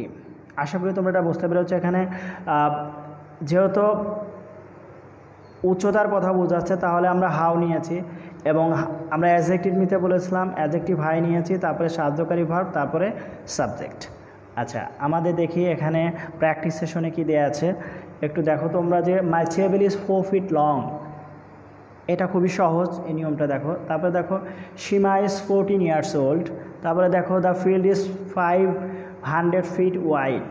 তারপরে দেখো the pond is 25 feet deep. তারপরে দেখো they will come here by bus. আশা করি তোমরা বাসায় পূর্বের নিয়মগুলো অনুসরণ করে এটা সম্পন্ন করবে। আমাদের মনে হয় শেষ নিয়মটা আমরা এখন দেখব। দেখি কি আছে শেষ নিয়মটা, যে কারো পেশা জানতে চাইলে, অর্থাৎ তুমি যদি কারো পেশা সম্পর্কে জানতে চাও বা প্রশ্ন করতে চাও, সেক্ষেত্রে অবশ্যই হোয়াট ব্যবহার করতে হবে। তারপরে বি ভার্ব ইজ বা আর প্লাস এক্সটেনশন। এখানে ওয়াচও হতে পারে বা ওয়ার হতে পারে, আমি যার ওয়াজার, যাই হোক, তবে এম ব্যবহার করা যাবে না। আমরা যেমন my father is a farmer, এটা যদি তুমি লেখা থাকে এবং এ ফার্মার এটা একটা প্রফেশন, পেশা বোঝাচ্ছে, সেক্ষেত্রে প্রশ্ন হবে এটার পরিবর্তে আমরা হোয়াট ব্যবহার করব। হোয়াট ইজ ইয়োর ফাদার, এটা বললেই বোঝায় তোমার বাবা কি করেন, তখন তোমার উত্তর আসবে my father is a farmer. এখানে আমরা আগেই বলেছি মাই থাকলে ইয়োর হয়, যার কারণে ইয়োর হয়েছে। What is your father, what, তারপরে দেখো ইজ বা আর হয়েছে ইজ, তারপরে ইয়োর ফাদার। তারপরে দেখো mister Rana is a doctor, what is mister Rana, এখানে হোয়াট কেন হয়েছে, ডক্টরের কারণে একটা পেশা বোঝাচ্ছে।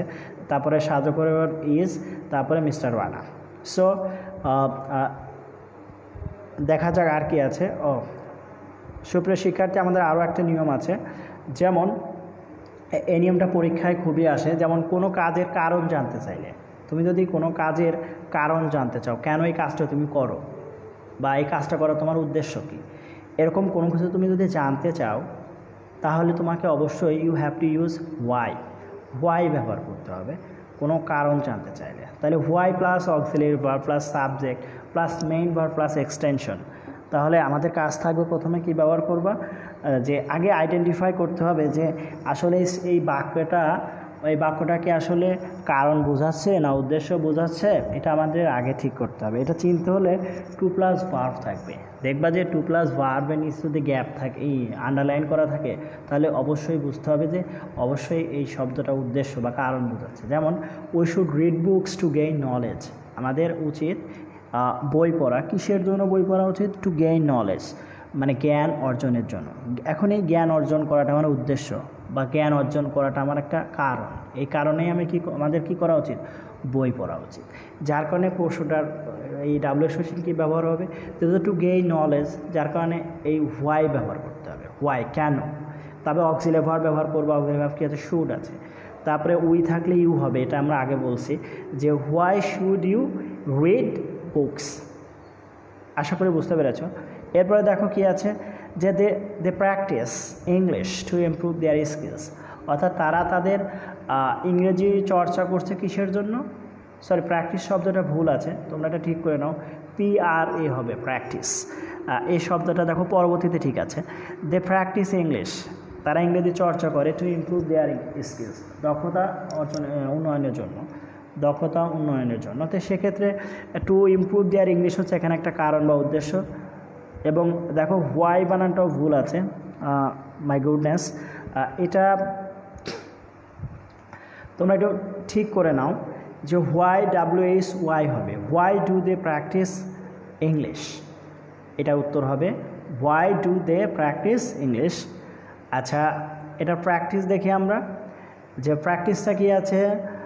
প্রথমত my mother is a housewife, he reads well to pass in the exam, his brother is a banker, we work hard to earn more money, he studied hard to secure good marks. আশা করি সুপ্রিয় শিক্ষার্থীবৃন্দ এই class থেকে তোমরা উপকৃত হবা এবং ক্লাসটি মনোযোগ সহকারে পুনরায় দেখবা, এটা প্র্যাকটিস করবা। সমস্যা হলে কমেন্ট সেকশনে অবশ্যই যোগাযোগ করবা। আর তোমরা যদি গ্রামার এই সেশনটা ভালোভাবে সম্পন্ন করতে পারো, তাহলে তোমরা এখান থেকে 20 মার্কস, WH কোশ্চেনে 10 মার্কস এবং রিরাইট দ্য ওয়ার্ডস 10 মার্কস, মোট 20 মার্কস অর্জন করা খুব সহজ হয়ে যাবে। আমি আশা করব আমার শিক্ষার্থীরা এখানে 20-এ 20ই পাবে।